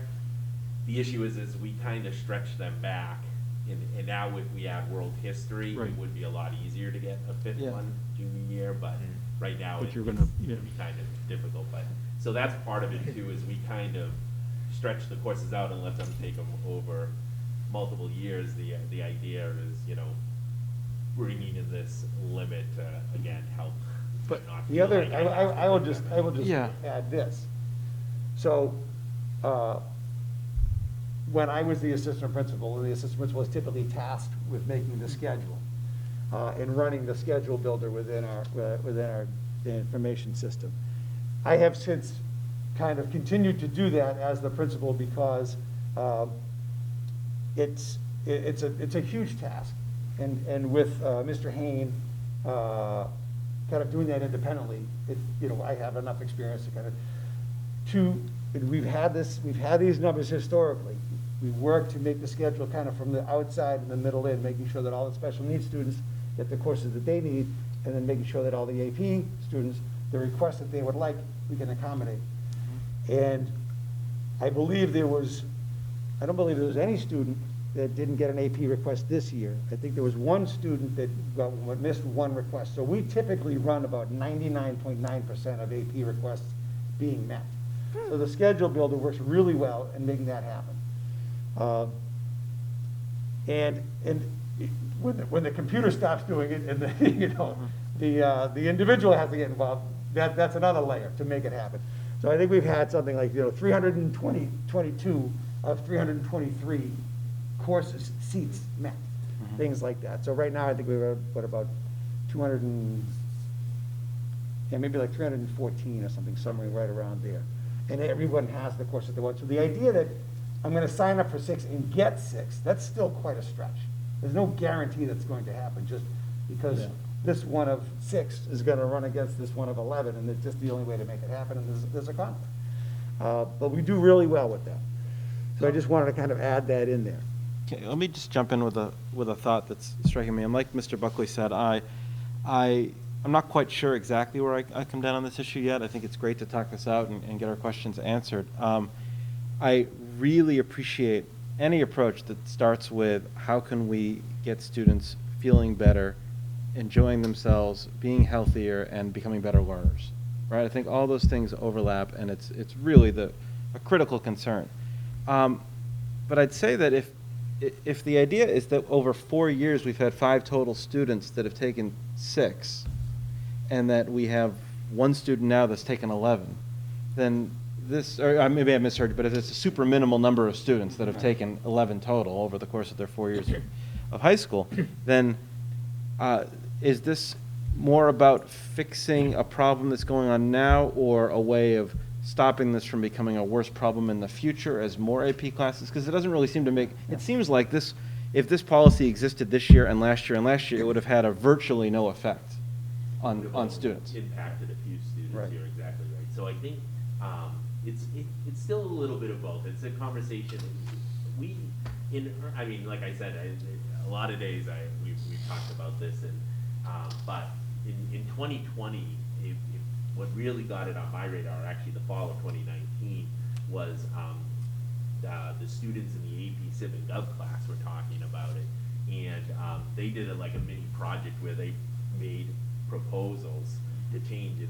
Almost all the students have these proposals about limit the number of AP classes we can take, and there it was in front of me, and ever since then we talked and kind of got derailed through COVID, et cetera about it. But What was that in, Mr. Rosa? What class was that in? Or? AP Civics or AP American Government. So I think they were doing something, or you might have even been, that might have been the beginnings, I'm not exactly sure. The Civics Action Project too, and like, what would you propose for schools?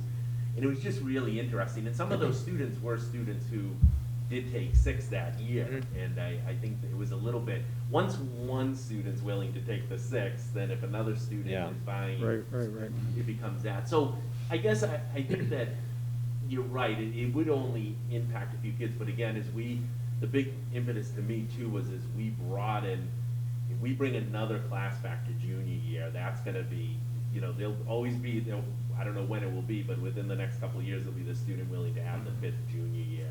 If we bring 3 back to sophomore year, there may be somebody willing to take 3 there. So I think it's to, both kind of deal with the current situation I see as a problem, but one that would potentially get bigger and worse. I have a couple. Go ahead, Rich. I have more comments too. First, going back to the 3 columns, the ones you're moving into column A, opening them up to sophomores. U.S. history, I assume that the prerequisite would be supported by. Is there a co-requisite there in the sophomore year? So there isn't. The proposal is to allow that to be placed. So right now, we've divided, U.S. history takes place over 2 years at the high school level, freshman and sophomore year. Yep. So students have taken both of those courses and then gone on to take an Junior or US senior year. as an elective because they have to take world history as juniors. Yep.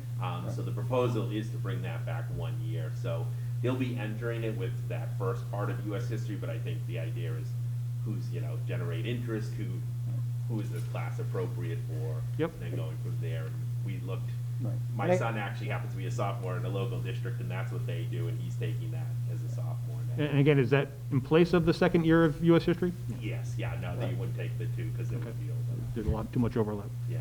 And I think we see a little bit of an inequity, obviously, in one AP available to sophomores, only one. And then that kind of like, now I'm a junior, once I'm in the candy store, I'm just gonna grab and see what I can get, and then all of a sudden, oh my goodness, I don't feel so good. No, I agree with that. I appreciate what you're doing by opening up to different folks who are interested in more in the humanities side than the science side, for sure. Let's take a look at some of the other data that came out of the survey. So what number, if any, would be a sensible number to limit for senior students? And, kind of 92% of the thing, or, 5 or below is a sensible limit. We're going to show you a little bit more data here. This is really interesting, this around the kind of the stress, like what are the stressors and how might this impact them? And again, between the I don't knows and the yeses, to say that's just, around 50%, and there's some individual feedback there, comments. But I think we can look at this data here, again, from the seniors, and I'm going to just jump ahead here for a second. Let me go back to this one. And we asked the juniors the same thing.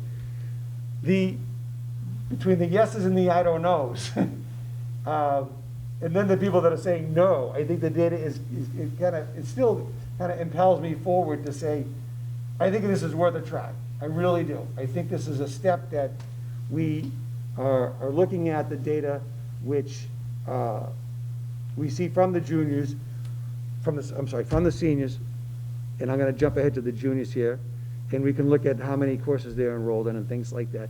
But the data, I think, is there enough for us to say what we know qualitatively, what we know quantitatively. I would like to see this move forward. Let's look at this is some of the specific feedback that came from the specific survey. And what I had highlighted there is how many you took as a junior, how many took as a senior, and then how many total. And again, a couple little snippets here. But the person who took 7, is saying, I think 2 to 3 is a reasonable number.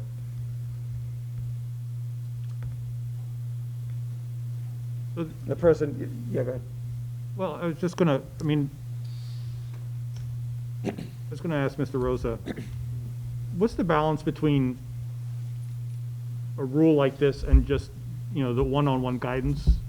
that you're offering to students? Yeah. How effective is that? And, you know, what are your thoughts on that? Yeah, no, great question. I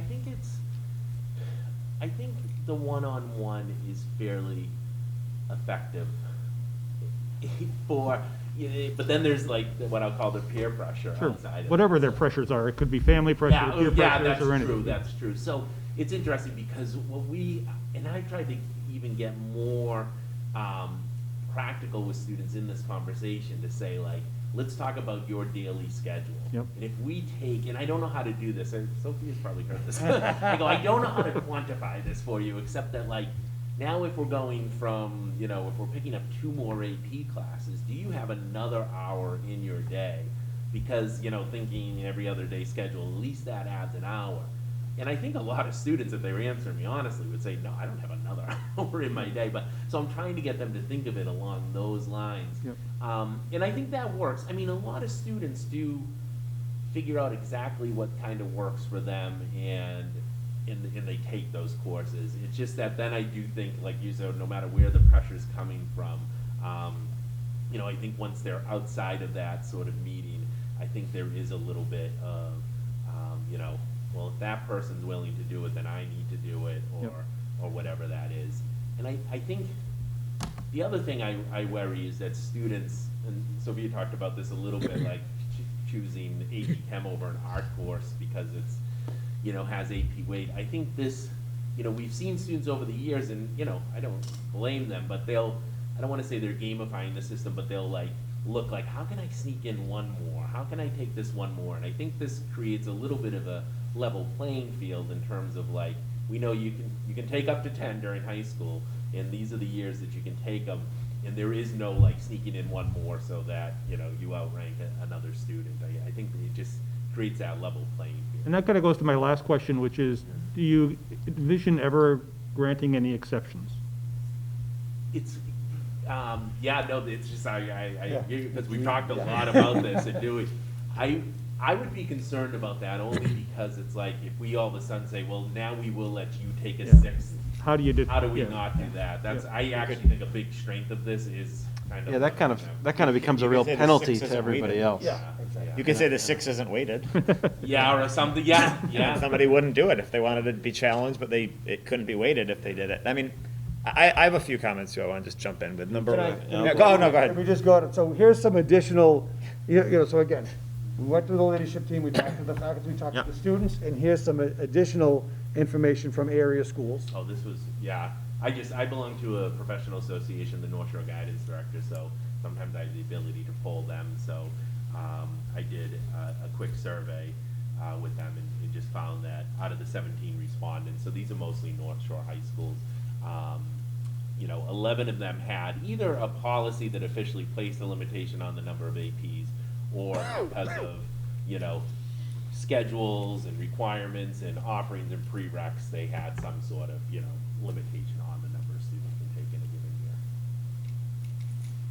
I don't know what. I didn't. No, that's know if fine. that was your question was going, kind of, what are other schools doing? Sorry. No, I'm just going randomly. So you get the most discussion here, Mr. LaPrade. So I have a few random thoughts all over the place. The first one is, I think you said that some students are able to fit 6 in and some are not able to fit 6 in because of course offerings and things like that. So that's a little concern to me because it's kind of inequitable right now if one student somehow can fit 6 in and therefore they finish ahead of another student that can't fit 6 in. I think everyone who's enrolled in 6, I think we've been able to get 6 for so far. If there was somebody that didn't get one, it wasn't a 6. What I tell them to do is, if they're gonna have that many, we would still do the same with 5. If you're gonna take 5, you have to rank them. So that if the schedule builder spits it out, then you just can't get all 5. Yeah. What do you wanna do? So there's a lot of time and a lot of conversation that goes into this. Take AP chemistry. Well, I also think that we've seen a lot of other proposals in the last few years here. I mean, like the civic project seems like a very time-consuming project that we're adding to the schedule on top of the AP courses. And, some of our sports teams are professional teams almost. I mean, there's so much time put into practice. And look at the Maskers here tonight. Yeah. On top of doing performance, they're running the haunted playground, they're doing the EMT training and everything else. It's like, the extracurriculars right now are almost, extracurriculars on steroids from when I was in school, and I mean, kids are taking multiple sports, and I see the idea and the need for it. I mean, I just wonder, like, is sophomore year, I mean, could we allow them more challenge in sophomore year? And I mean, I would wonder if you even did like 2, 4, 4 and not like 5 on senior year, but maybe they have to build to that so you can do 5 on senior year, but I don't know. I mean, I'm kind of all over the place, and my only thing that I really am, frustrated with, nothing to do with you guys, is just because some of our committee's not here tonight because some illnesses in their own families, and so like I wish we had the input of everybody tonight too, because I think we all have our own perspectives and come from it, and I'd be interested to hear how some of our other committee members would approach this too. But I have a few things to share about this too, but on that note, at the end of our conversation, at this discussion, is there any pressing, can this be put off for a decision until the next meeting, or is it something you need to know? Not to put you guys, but I know. Mr. Buckley brings up a great point. Unless the 3 of us are unanimous, that's. Well, if one of us votes no, then, right, exactly. then you'd have to come back, but, well, you know what I mean? I don't know. I do know what you mean. Our timeline with respect to, again, this is kind of typically why we do the program of study right around now. Yeah. So that then we can begin with course selection, and that's about 2 weeks away, maybe, Our first meeting to start course selections, January 27th. So you're in a real time pinch too. Yeah, to kind of do it. You had said you had more thoughts. You want me to jump in? Oh. No, go ahead. Again, I'm not asking that we make a policy, because I think that's a separate topic, and there's additional slides here around policy pieces that I would follow up with. My request is that essentially we you allow the program of studies to be written as such with this 541. Which effectively adopts that as the policy for next year. It's the way the program of studies is laid out. Yeah. Right. It creates that limitation. Dr. Daly. So again, I think a lot of time and consideration went into this. I think ultimately it's going to affect a lot of students, but in the short term, we're talking about a handful that would be possibly taking more that wouldn't be right. Am I right with that? The number of students that you identified, that small number that are taking more than 5. Well, again, 5 and 4 and 5 and 6 years. Yeah, and I would think the benefits for the sophomores having more choices. We got an overwhelming number. They put a lot of time into talking to staff, faculty, students, getting a large percentage of buy-in in this. With the sophomore year, just in my thought, I think there's other requirements that sophomores have to do that seniors do not, with the language requirement, with health, physical education. So I think there's less flexibility in the schedule. So I think to keep it at 1, but to give them more options is going to be huge. And that's to have more opportunities for computer science, for world language, not through AP, but through the course offering. All those things together kind of just give more of an opportunity for the whole child. So this is something we've been talking about for a while, but. Yeah, I'd like to, I'm going to take the devil's advocate spot for a minute, just because I think it needs to get aired, but I'd say that I don't think this is the healthiest perspective for somebody to have as a student. But I'm sure some kids are going to look at this in some families, and they're going to think, if my child if I'm locked out of being able to take 6, 7, or 12 AP courses, this puts me at a disadvantage for the best schools. And to be fair, the types of students who are taking 10 or more AP courses are the students I'm sure universally they're interested in. That's part of their agenda, that they're looking to go to the top schools and compete with some of the best students in the country. Does this put them at even a slight disadvantage? And I'm not saying that wouldn't be worth it. No, it's a great question. But it's something I think needs to get. So I feel really strongly no, it doesn't. I've actually, and Ms. LaPret's heard me say this a lot, I actually think it doesn't look great when a student does have 6 APs. I think the college has to look at that and say, so you're taking more than a college course load, and you have 2 more courses on top of it. And you're telling me that that's, as rigorous as it, I think, so one is, I've always thought that doesn't look great. The other thing in talking to colleges is, well, there's a couple things. There's something called the secondary school report that we send with every transcript to a college. And, most students use the common application. So their secondary school report right on asks, do you limit the number of AP courses a student can take in a given year? And I think they ask that because nationally, I'm assuming, and I can't do a national poll, but I'm assuming a fair amount of schools do that. And so you list that there. I would also add it to our school profile to say these are our limits so that colleges understand. And what colleges really say is, are you challenging yourself appropriately, and are you challenging yourself within the context of what your school allows, basically. So we would have that out there, and just in conversations with, admissions reps time and time again as they come through the school and stuff like that, I think they say, no, that, it just wouldn't be a problem. So then on that note, if that's what the colleges are saying, and that's your experience as a guidance counselor seeing that, and I think we can all agree that graduating kids that are healthy and better learners has got to be a top priority. What stops us from framing this as a cap? You can take 3 in a given year. Why 5? Just in general. Yeah, well, I just mean, we're as a senior, but if the idea is, to create this that effectively is only going to stop 1%, less than 1%, right? Then, a couple of students then here in terms of the senior. Well, that wasn't actually, that wasn't right math. 92% take 10 or less. Yeah, No, but then but I think 100% take 10 or less. It was a yeah. typo or a math Oh, was mistake. Yeah, I think there must be some. There was a math mistake in not- that. I didn't want to- non-answers or Yes. some other things mixed in there. But- Because I think there's 2 students this year that. Yeah, so that's not 8%. Yeah. I believe, Right.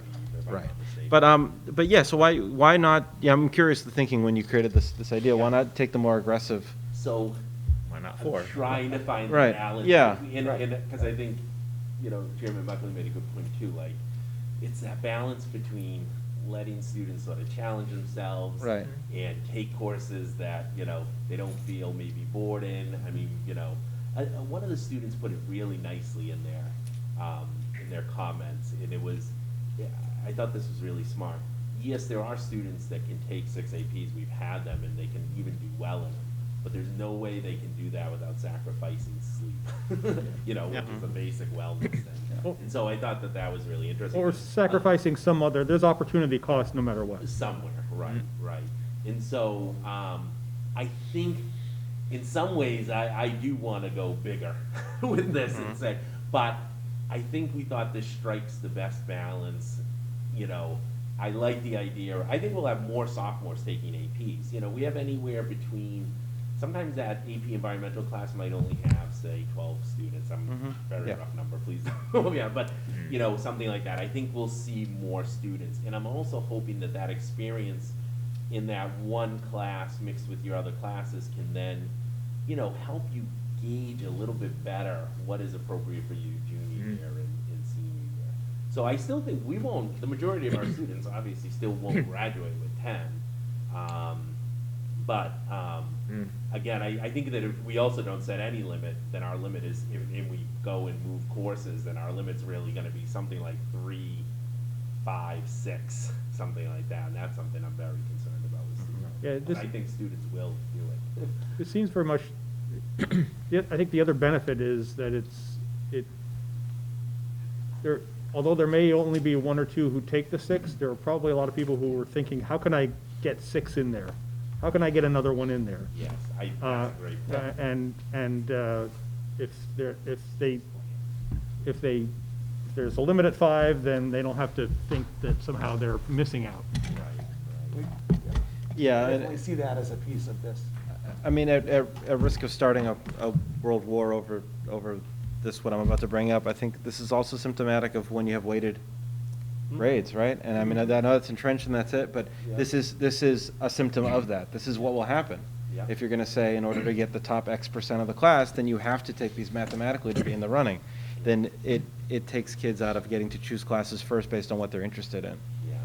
So, Maybe there's interestingly. other things in the Right, yeah, I know, I we know. wouldn't mind talking, and we have a few other, So these are policy items here that we would recommend that the superintendent offer in a policy subcommittee for review. And that is all part of this.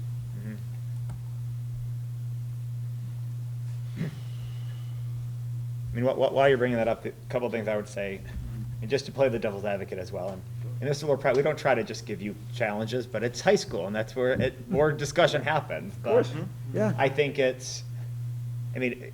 there will be a few people that say, kind of like Simone Biles, like, oh, well, she can do harder difficulty, so therefore she wins more gold medals because she has a higher level of starting difficulty, and so you're limiting that. But I will say I think you've convinced me that it's not a good thing to necessarily let them push out. And I think the more you think about all the stuff outside of just school too, with sports and athletics and civics and everything else, but I also think, Chris's point of is 5 enough is also, like why 5 versus 3 versus 4. I think there should be more discussion on it overall. I think I've come around, and I appreciate it. And do you my only other question, and this might be to you, it might be to Sophia actually, do you think we'll hear pushback from the few students that can push it out to get the 6 and can do that? I mean, do you think there'll be a little bit of relief from some of those students to say, I just felt like I had to do it because there's one person that maybe pushes it, so then 5 other people have to come along? I mean, do you think those students that we would be, quote, limiting in a way, will be pushing back on that, or do you think they'll be okay with that? It's funny, I talked about that.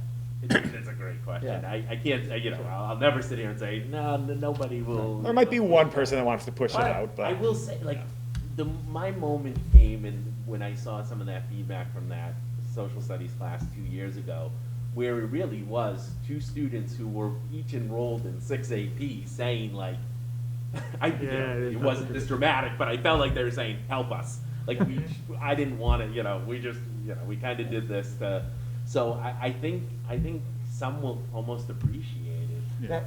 That's my feeling. And this idea of the more options as a sophomore, I think is going to really pay dividends, because I can do something I want, try it.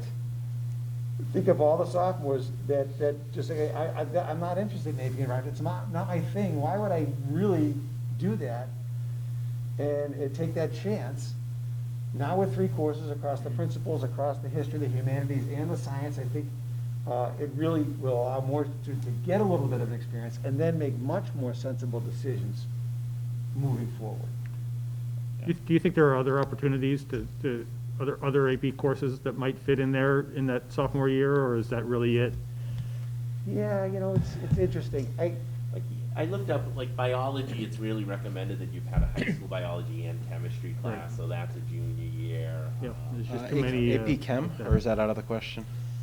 I'd have to actually look to see if they propose that. A lot of times they propose, it depends, when I say they, I mean the College Board, propose that you have a high school. It really depends, in AP, U.S. history, if I have this right off the top, they don't necessarily recommend, you need to have this course before this one, but often with the sciences, you'll see high school physics before, physics, but, so, I'm not sure, it's looking at those prereqs too. Yeah. And Do we have, I want to say we talked about this 2 years ago in the times before COVID, but do we have an issue where we have a number of students that either don't take the AP test or underperform in it, or, I taught in a school that also had weights, and that was an issue. You'd start to see a lot of students that took the AP class with no intention to even take the AP test or get the college credit, because I heard this one's easy, GPA boost, don't have to worry about the test.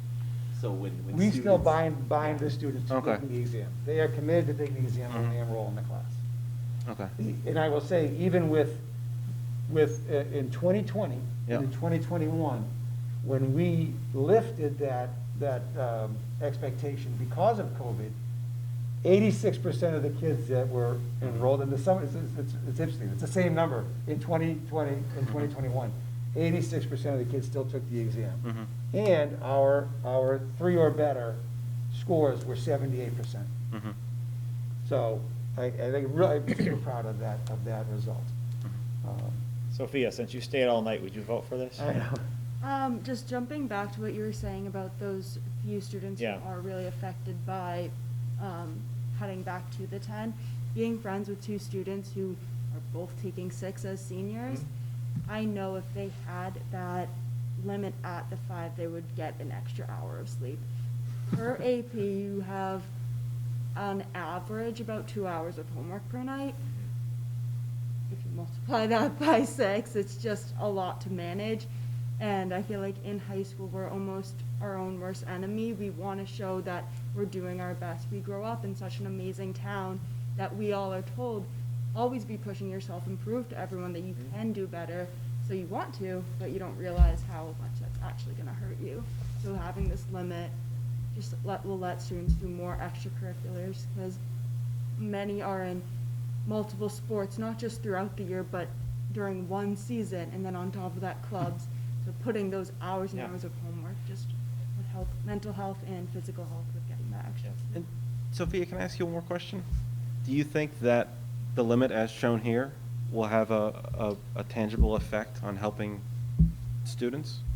I think to an extent, it definitely will take away that competitiveness on a smaller scale. Personally, I feel like a few less, like a lower cap. A stricter limit, yeah.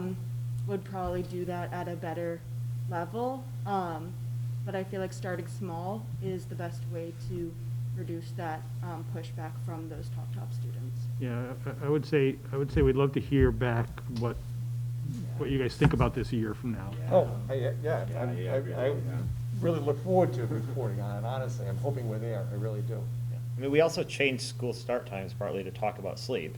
Yeah. And if then we do other things, I mean, yeah. Yeah. And the student essay last year, I thought, was very powerful. And again, like, I think it's one of those things where if you look at society, some of the highest performing students, I gave the Simone Biles reference. We also know that she didn't compete in the Olympics because there was a lot of stress. And so I think some of the highest performing people in this society sometimes struggle with challenges, and a lot of it's from the pressure that we put on ourselves. And so I appreciate it. And again, I think I like to talk things out, and so I apologize if I know I sometimes sound like I'm on both sides of it, but I'm really trying to feel it out myself. And Of course. yeah, but I mean, I think it's really good to have these discussions, and so I think I wonder if we go far enough with this, but I think Baby steps. first step is. Yeah. And I would guess too that, talk about pushback from people, it may come more from parents than it does from students. Yeah. Who just have. It often does. Yeah, Yeah. exactly. Yeah.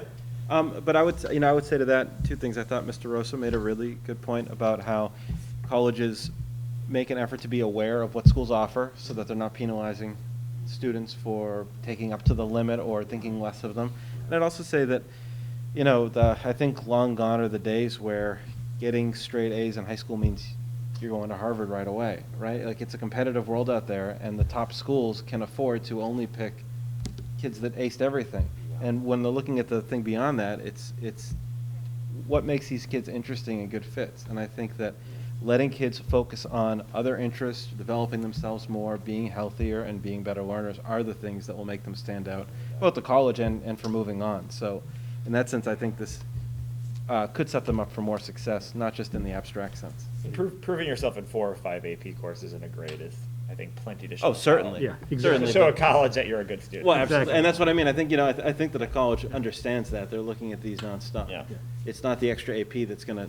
Sophia thinks she's convinced us. So Yeah. Wow, Sophia. That's the endurance award. Thank you for staying, honestly. We really appreciate it. Thanks, Sophia. Have a good night. Have a good night.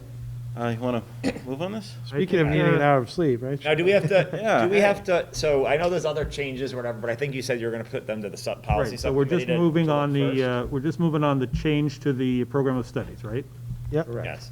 So I move that we vote to approve the changes in the program of studies, limiting the number of AP classes for each year and expanding the offerings to the sophomore year. Second. Okay, any more discussion on it? Yeah, I'm interested in just seeing how this proceeds. Yeah. Long term, but Moved- for now, I think. I move to the motion. Do we feel comfortable enough? I mean, I think again, we can get other thoughts, but I think if the Yes. three of us are all It's what we in have. favor of it, and I think with a timeline, okay, so all those in favor? Aye. Aye. Opposed? It passes 3-0. Thank you both for coming and Yeah. letting us. For the conversation. Thank you. Yeah, I mean, So I was an AP teacher, so this stuff is. Yeah. Well, You know- I'm very pleased Yeah. with all the feedback and the discussion. Thank you.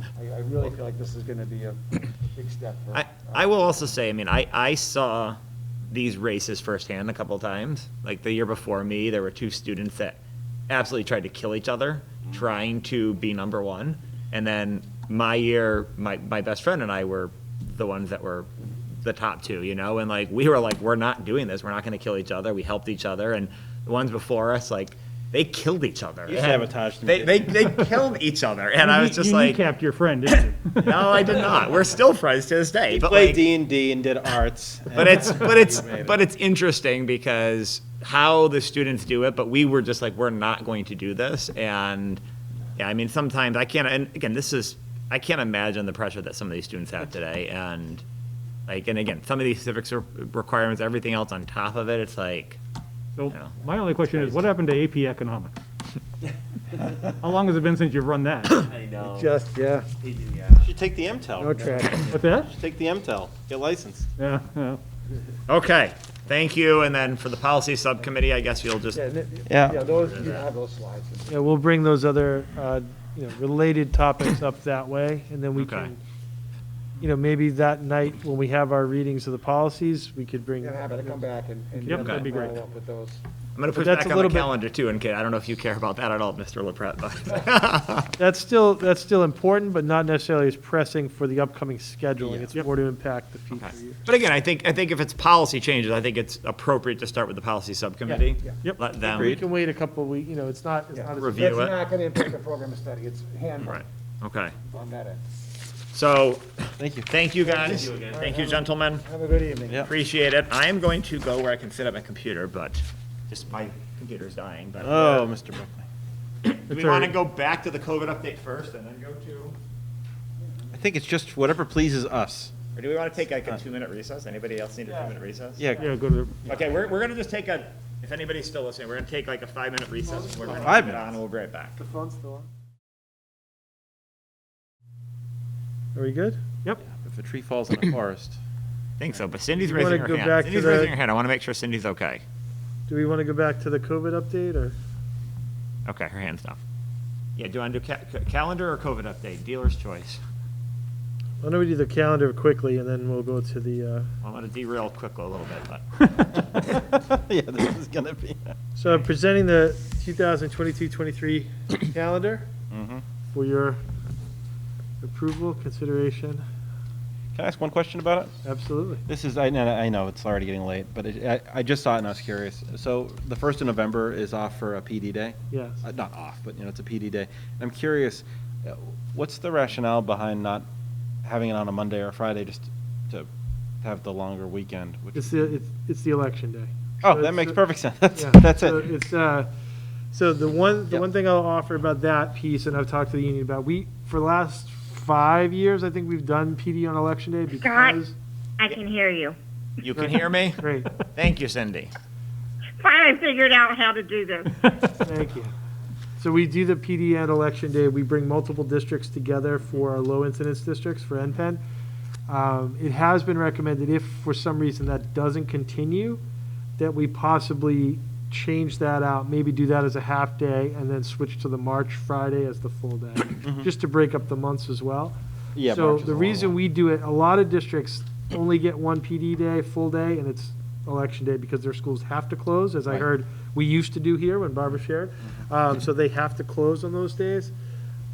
We don't, but we were one of the districts that switched to doing that day so that we could get our calendars aligned. And we send paras, art, music, performing arts, all those groups together, low incidence groups to work with multiple districts. So hopefully that comes back. It kind of was a little bit more, didn't run quite the last 2 years the way we had built it up for many years, but hopefully it'll come back, so that's why. All right, thank you. Yep. And I have, Rich, do you have any comments on it? Nope. So my comment is on the winter break from the 23rd through the 2nd. Yes. This year, we only had a 6-day break. Yep. And with Juneteenth being a state holiday now, we're now pushing back where if we had 5 snow days, we would be ending on the second day, the Tuesday of that final week of June. I would propose that we not have January 2nd as a day off. I would propose that we have school where we're out on the 23rd. And again, every year Christmas and New Year's are going to fall on different days of the week. But I just feel like with the June 19th holiday in particular, we're pushing so far back. This year, if with 5 snow days, the last day would be that Monday of the final week of June. So if there's 4 or fewer, you would finish on the week before. I would like to do I think we should do the same thing this year. I would propose we only have a 6-day, the 23rd through January 1st, as opposed to through January 2nd. Just, again, looking at, I like starting after Labor Day, and I would just like to really have it be an extreme situation if we ended up on the very final week of June.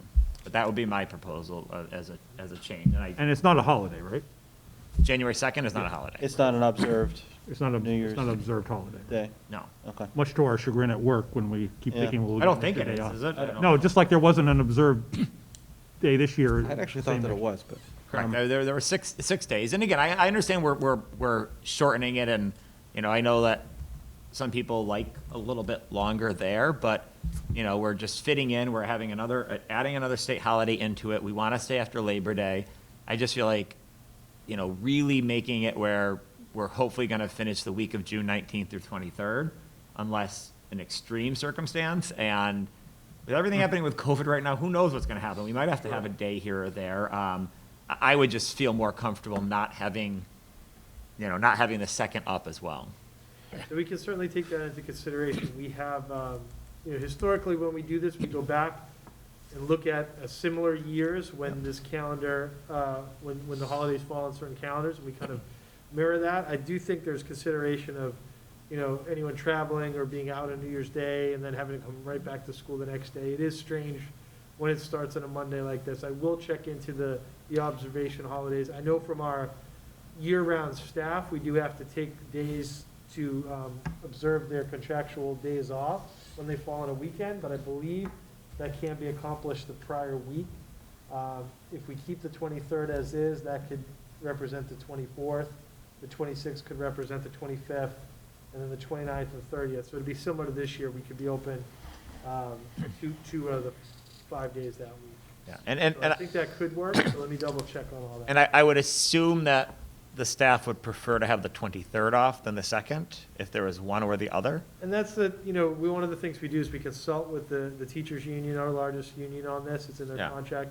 And so that is something I've shared with them as an idea because, again, in all these years we've done this before, we haven't had a late June holiday that then pushes it into that next week a little further. So that is something different now than when we did this the last time the holidays fell this way. Yeah, I just think that's a big difference now, is Yep. that pushes it one more day, because otherwise it would have been on the 26th with 5 snow days. Yeah, it's one more critical day. Yeah, 3 or 4 days, I think, and I know a lot of people that want to go away for that last week before. And so that's what I'm talking more about, honestly, teachers, but Yep. that's what I would propose if I don't know what. Well, I would ask, as is right now, we have no real problems unless there's more than 8 snow days, right? Because it's built in 5, and then 28, 29, 30 are the extra. I'm not saying that we want to go to June, but I'm saying after 8, we're in real trouble in terms of having to figure out how to map things out. How often, when was the last time we had 8 snow days? I mean, that's a lot. I don't think we had 8 snow days in 2015, did we? Yeah, or 2013, right? I'm not worried about that. I don't know that we want to go all the way to the 30th. No, and I can appreciate that, and it's not all about that, but that's kind of the biggest concern in terms of labor in our contract. And, that's. It does seem to me that this year we had the 23rd off through, I guess it was a day earlier, so it's an extra day. It seems odd, if it's not an observed holiday, it seems odd to have the day after New Year's off. But. And it looks like Excuse me. Cindy, go ahead. I'm looking at the calendar, And January 2nd is New Year's Day observed in the United States. Because I was finding December 30th listed for that, or 31st listed for that. So that will mean that banks, government will be closed. Yeah, and I think that is the consideration. Yeah. If that's I the was case, then. finding that to be the case. Yeah. If that's what it is, and then the question is, does it have to be the 23rd? Because we were in school on the 23rd this year. We did have school on the 23rd this year. We only had the 24th off for the holiday this year because there was only 6 days this year, and I just worry about going more. Like I would love to say like at 4 snow days or whatever, we're not going into that final week, and you know. Yeah, I will say just on this note for the year of 2023, New Year's Day is observed it's a federal holiday, Monday, January 2nd. Yeah. So we can look into that. Yeah. Or even a half day on the 23rd, move something around. Where So I guess, Scott, I would just ask this. Yeah. You're talking about doing this so that if we have only 4 days, we don't have to come back on Monday? I mean, Correct. is that really something to consider, or do we just leave it the way it is? I think, again, I just want to be respectful of parents and teachers that want to end, and the question is, if But we're then you're giving just off, balancing. but we're balancing 7 days off in the middle of the school year with Right. how late do we end? I And so, I think you're robbing Peter to pay Paul. so- Yeah. yeah, but I feel Really like matters. this year we did 6 in the middle, and I think, you know, there's a consideration where there's another late June holiday right now, and I just think it's worth, again, that's how I would vote for it, and. Yeah, now, I mean, it's If it- narrowed a little bit given the observed date, because we have a policy to follow the federal holiday, or the state holidays, which I think follow the federal ones for this, so. Well, I by hear our you. policy, we're gonna be closed on Monday the 2nd. Yeah, then we could, if it's an observed holiday, we can't do it, that's fine. Right. Then I would look at, what about the 23rd, because we were in school on the 23rd this year. Yeah. At the very least, I would do it as a half day. Yeah, I mean, or a half day on the We 23rd. can look at that. I think, you know, the difference between this year and that, you know, it's the Friday into a weekend. Correct. You know, so I think for most people wanting to, you know, to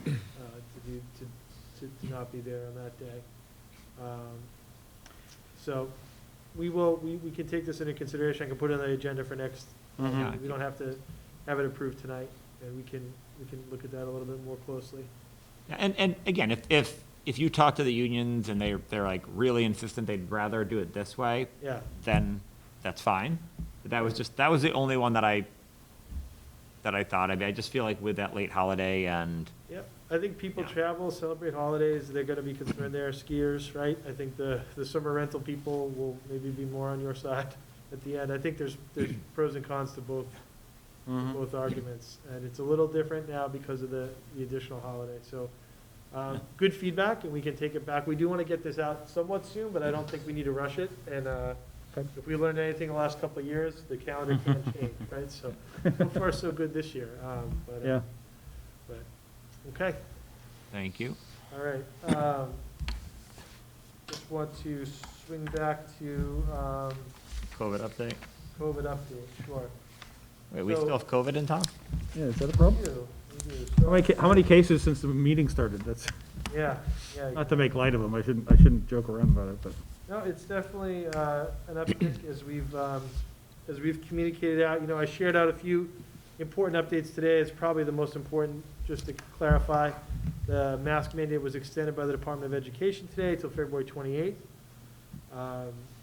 We continue to see more positive cases in the schools than we've had since the pandemic began, by a large margin. You know, our most in the past was around in the 40s.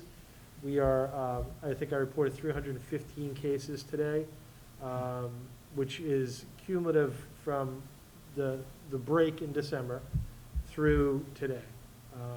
And so, you know, we're seeing, it's difficult at this point to determine where the origin is. I can't say it's not happening at school, because it's really just happening at so many different places, students, staff, from family, from outside sports. I mean, it's coming from multiple different directions. It's touched just about everyone in the schools, and that's what we've seen. And so our job is really to focus on keeping our schools open, keeping our schools safe. As I've communicated out to everyone, a few major changes that we've made. One is the focus on, for our nurses who are just doing incredible work, trying to keep them focused on the students who have to isolate and the students who have to quarantine. And those students who have to quarantine are those who are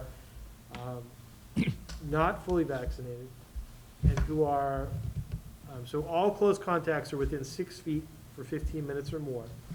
But then if you are masked in that scenario where both people are masked and there's 3 feet of distance between students, that is a situation where you don't need to quarantine. If you're fully vaccinated, you don't need to quarantine. And so our focus has been on lunch times when students have their masks off, and they're still 3 feet, but they may have their masks off, and so that's really where we focused in those moments. And basically everybody else, and we address this sort of from a public health standpoint, to communicate every single time someone in the class, especially I think at the high school where you've got 7 classes, if I were to test positive, you have to go through all my classes and all my teachers. You're going to be getting emails all day long about a close contact. So one, it's exhaustive. We can't do it. We do not have the capacity to report that. And number two, all you're going to be told anyway is to monitor your symptoms and in a few days take a test. The message is now that clearly if you have any of those symptoms, some of them you have to have 2 or more, and others, if you have 1, you should talk to the nurse, you should take a test. And that's really the message now, is if you think you could have COVID, there's a chance that you've been exposed, and you should seek help with that and to check out. And then, obviously, there were some changes to isolation, changes to the times for return. We made very quick adjustments to that. Our nurses did a great job,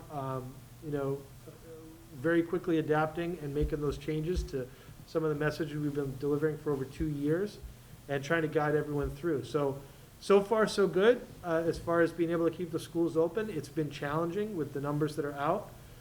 It's going to get more and more challenging. As I'm sitting here tonight, I'm getting texts about, people that are out and staffing. As staff that are out approach day 6 and they're able to see if they're symptom-free, they can come back. I have seen staff that are able to come back. But if they're not able to come back, that's when we might have some concerns. And what I've communicated out clearly is that very similar to if there was an electrical or a power outage at one building might not open due to a staff shortage. It's really been the same throughout the whole pandemic in that respect. If we ever don't have enough staff to open a building, we would make that consideration. We wouldn't necessarily need to close for the entire district just because of a staffing issue at one school. But so far, we've been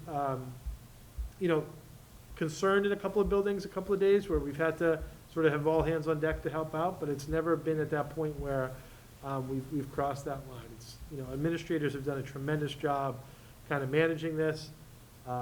Overall, the overall exhaustion, I'm sure you're aware, but I just want to advocate on behalf of our nurses and administrators who spent all day Friday during that snow day, Saturday, Sunday, just contact tracing and all of the numbers that are coming in.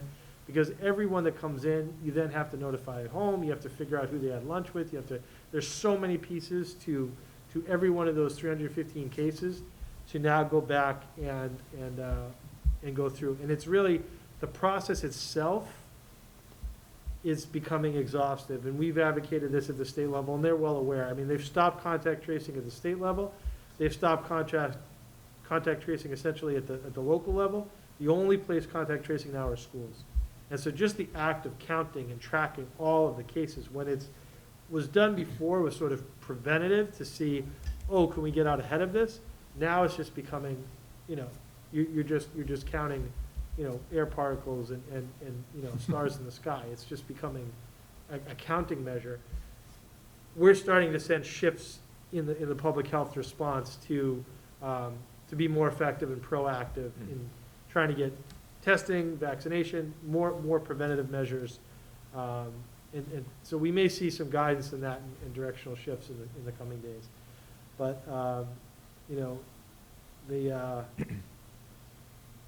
I don't know if there's any questions on that. I know there was a lot. Yeah. I just have two quick things. One, for the school closing, if a school had to close, would it not count on time on learning? It wouldn't go to a remote day? It would just have to be a snow day for that school? How would that work for time on learning requirements, and could it count or not? If the little school had to close because there wasn't enough staffing. Yeah. We have a limit on, we have a certain number of days they have to be in. Does it have to count as a snow day for that school, and would it be extended a day, or would they be able to They'd do be remote in learning? school a day later They would. than the rest of the district. They would. So it would have to count as a snow day for that school. They can come in January 2nd next year. No. Yeah. It would be a snow day for that school that we would have to make up. That's correct. Which would presumably be the case, again, if there was a building mechanical failure that kept them from being out. Exactly. Well, yeah. Right. Yep. And the only other thing I would wonder is, maybe towards the end of this year, I think it would be nice if we could maybe get something for the nurses and bring them in to recognize them officially, because Absolutely. I don't think we ever did that last year, and We did it virtually, but yeah, other than I just don't want to make them ask for another night out. well, they don't have to come back, Yeah. but I just Well, think, maybe we can do I something. want to give them a week off is what I want to do.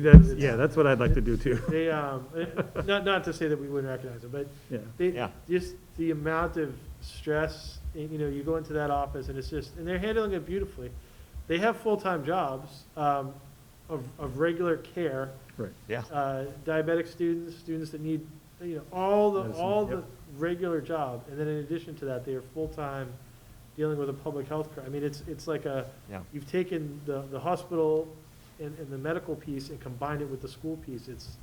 It's really unbelievable how much there is to do. And the testing on top of that. So not only all the contact tracing and the communication, but the testing that's happening at every school with the test to state. Every single one of those students in the close contacts, you then have all these students that you test, and then you start testing those students, and if one of those is positive, then there's another trail, and it keeps going off and off and off. So, Yeah. you'll hear calls from, more people are joining pool testing, and we still feel that we're getting out ahead, but you will hear, calls for, let's do less testing so that we have less positives, so that we can get this back under control.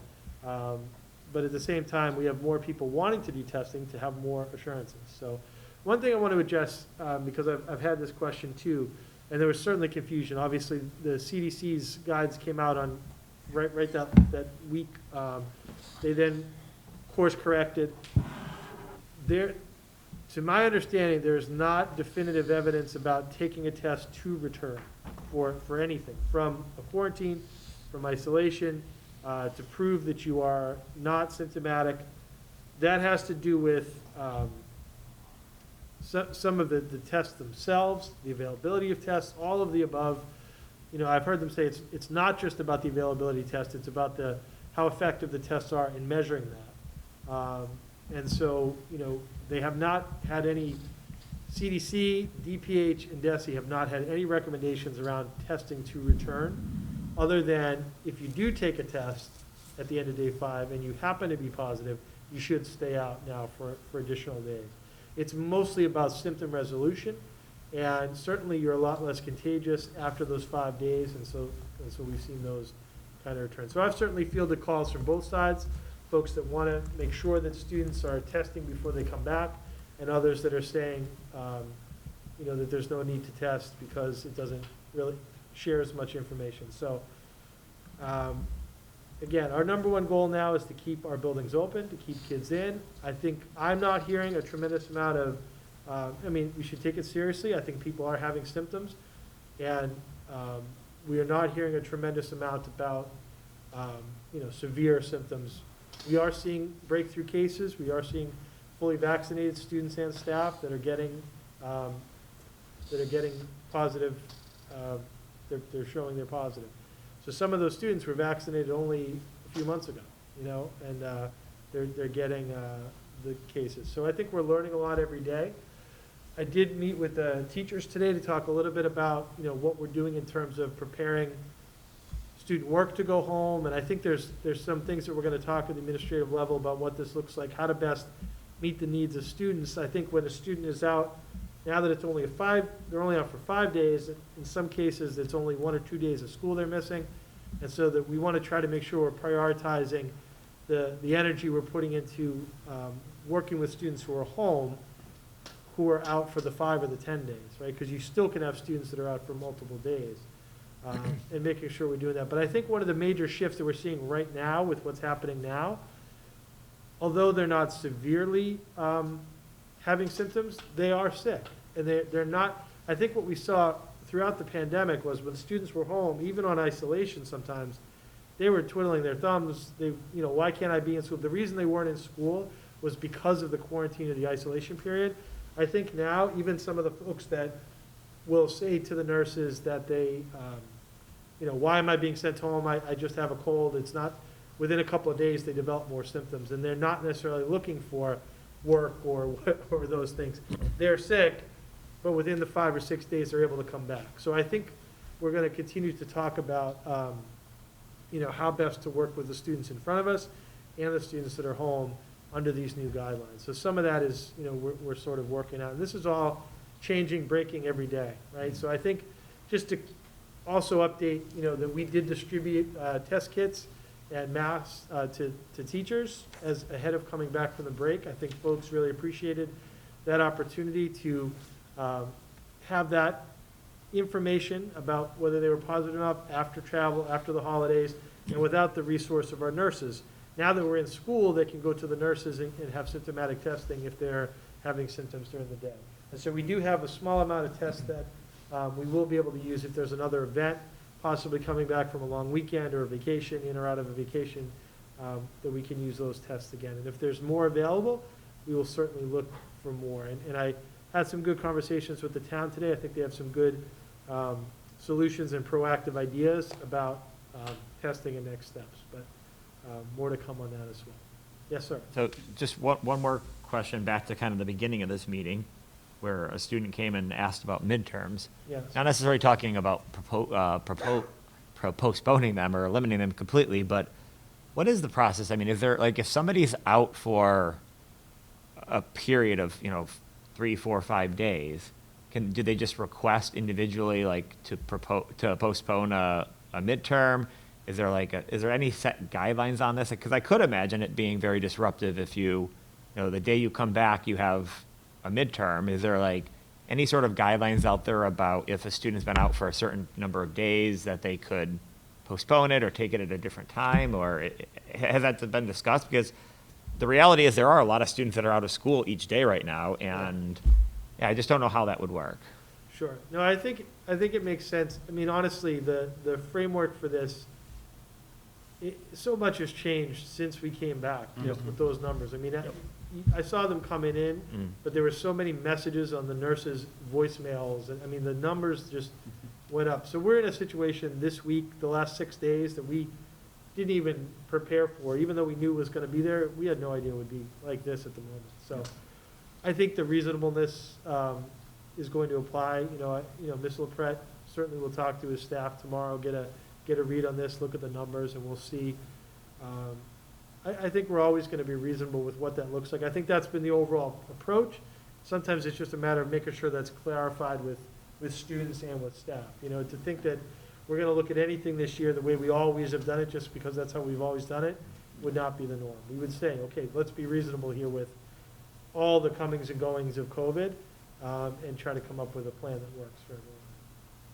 I mean, I think with testing in general, I mean, anything you can do to lower their stress level and just. Sure. Yeah, I mean, I don't know how. Right, you can see them going through it already. Yep. Yeah.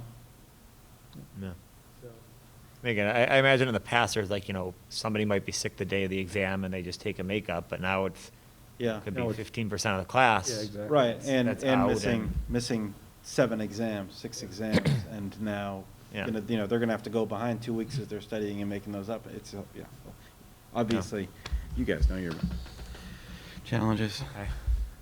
Thank you very much, Dr. Daly. Any other questions on COVID? Did the definition of fully vaccinated change at all to incorporate boosters? not to my knowledge. Okay. It has not, but there is some differentiation around, in what I've seen about what you need to do based upon that. Where you're at, yeah, okay. So if you are beyond 6 months and not boosted, you would have to quarantine for 5 days, whereas if you are within that framework, you could just wear a mask. So that's a big difference. But they are still scrambling at the department level to update that guidance. For example, right now it's not clear on there. I had a question today about if someone were COVID positive within 90 days, would they also be exempt from the quarantine period? And it's not clear yet, but they Yeah. are going to update the DPH guides to reflect that that also would be a reason why you would not need to quarantine. Thank you. And that's good for tonight. I can't guarantee that'll be in place. Right. Yeah. Everything's changing so Exactly. rapidly, but- Okay, so we don't have Janine, so one of you two has to step up for us and entertain a motion to approve the November 29th, 2021 executive session minutes. Where'd they go? I just had them up here a minute ago. I move that we vote to approve the November 29th executive session minutes as written. Seconded. Okay, any discussion? I've looked over these very carefully. I'm sure you always do. All in favor? Aye. Opposed? Passes 3-0. I move that we vote to approve the meetings from the regular session on November 29th. I second. Any discussion on this? All in favor? Aye. Opposed? Passes 3-0. Budget update. Mr. Connolly, thanks for staying around all night. Yeah, thank you. Thank you. So, yeah, in your packet this evening, there was the December budget update, which reflects activity just about through first few weeks of December. Not a lot of changes from the drivers and the factors at play from previous reports from last month, but again, we're in pretty solid financial standing, mostly as a result of some of the measures taken as we closed out the prior fiscal year with purchasing some special education, prepayments beyond what we had anticipated. And we also have some additional COVID-19 funding through a variety of grants and additional grant funding that we have received this year through the IDA program and early childhood and so forth. So we've been able to shift some expenses over to these grants, as well as some of the measures taken at the end of last fiscal year has really put us in good financial standing, even though, of course, as we've had some repairs and items that have come up that we've had to address, but we've been able to address those and remain in good standing. So, when you look at the payroll account, in the payroll line items are all sort of certainly forecasting within budgeted ranges. We continue to see a need right now for, obviously, there's been some leave of absences that have had to address, which has had somewhat of an impact on the salary accounts, but there's nothing that we haven't been able to kind of address within the budgeted amounts at this time. Certainly, there's a need for substitutes right now. We're trying to increase our substitute pool. We're working hard and doing that kind of every day, but certainly having access to the building subs. Everyone, as Dr. Daly alluded to earlier, is doing what they can to kind of step up and make do during these times right now. The food service program is again, performing well through the first 4 months of the school year. The participation in that program continues to be over 50%, and we continue to see really some good performance and good participation in the program. I also included some additional information about the COVID-19 federal and state relief funding sources that, again, are available to the district. So beyond the typical expense budget and payroll breaks down, there's also the COVID-19 funding amount that's included. There's an additional source this month that's included in the line item So we've been able to seek emergency paid sick leave reimbursement for COVID-19 leaves that are eligible, that qualify through the state program. When a staff member is out due to having the COVID-19 illness themselves, or for caring for a sick family member, or being advised to quarantine, or receiving a vaccine, or one of those eligible reasons, we've been able to seek reimbursement and submit for that through the state program, and we've started to receive payment on that. So we've actually, to date, through December, we're $57,429 of reimbursement dollars based on the eligible leave days, it is maxed at $850 per employee. I will say I just working on the requests and the reimbursement submission this week for last week, and it's the highest we've seen. I think we had 55 eligible leave of absence days, which, believe it or not, totaled $33,000 of potential eligible funding for the district. So this funding is available there through April 1st or until the funding runs out. So it's sort of like our mileage will vary on this. It will, I think we're one of the more aggressive districts that are doing it right now. It's eligible for school districts, municipalities, regional school districts, collaboratives. So there's I think some districts have struggled with how to find out where to go to submit. That was probably the biggest challenge that we had when we tried to, find the right account and establish the account. And once that was discovered, we have a good system in place now.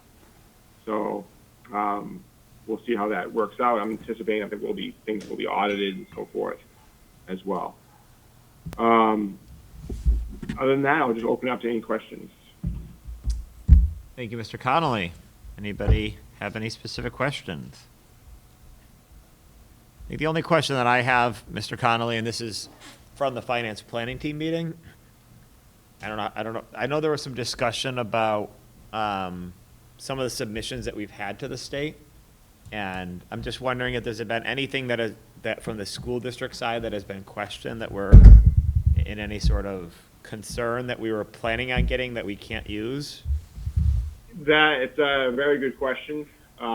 Yes, there has been. So we had several items that were highlighted, again, a year after the fact, that were part of the CARES Act submission from last fiscal year that were raised into question. I went through those line items with my staff, and we submitted kind of detailed responses back to the state, and they came back and disqualified a handful of expenses, even despite the additional explanations that we provided. To date, that totals about $10,000 for the school department. So, again, I don't quite understand the logic. Some of those items were things that, for instance, one example is we added some additional, at the public safety department's recommendation or requirement, we added some cameras to additional entrances that we were now using at the high school. We were using those far entrances every day last year to allow for social distancing, and so it was obviously a pretty big cost to that. That was disallowed. We added kind of the cameras and the Wi-Fi at the athletic field, and the huddle camera into the gymnasium to stream live events. We felt that was kind of COVID related to provide social distancing and keep community out of the buildings. They've disallowed that expense. We added stools backs to the science stools, for example, which is just an example of what was disqualified, because the students now were not transitioning classrooms at the middle school. They were staying in one room. It was uncomfortable for those students assigned to the science labs to sit in a stool. And they've disallowed that type of an expense. So those are kind of the ones that have been disqualified. Everything else I've been told that has been accepted. So I did add up, and the majority of that expense is the cameras and the huddle camera. It does add up to about $10,000. So I'm waiting to Liz Rourke with finance director with the town's very much aware, and I'm just kind of waiting for more direction from her and the town on kind of where we go from here. I'm sure it'll be discussed at the next finance planning team meeting. Okay, and I think 10,000's less of a worry than I was worried about, so I think that's at least positive news compared to what I was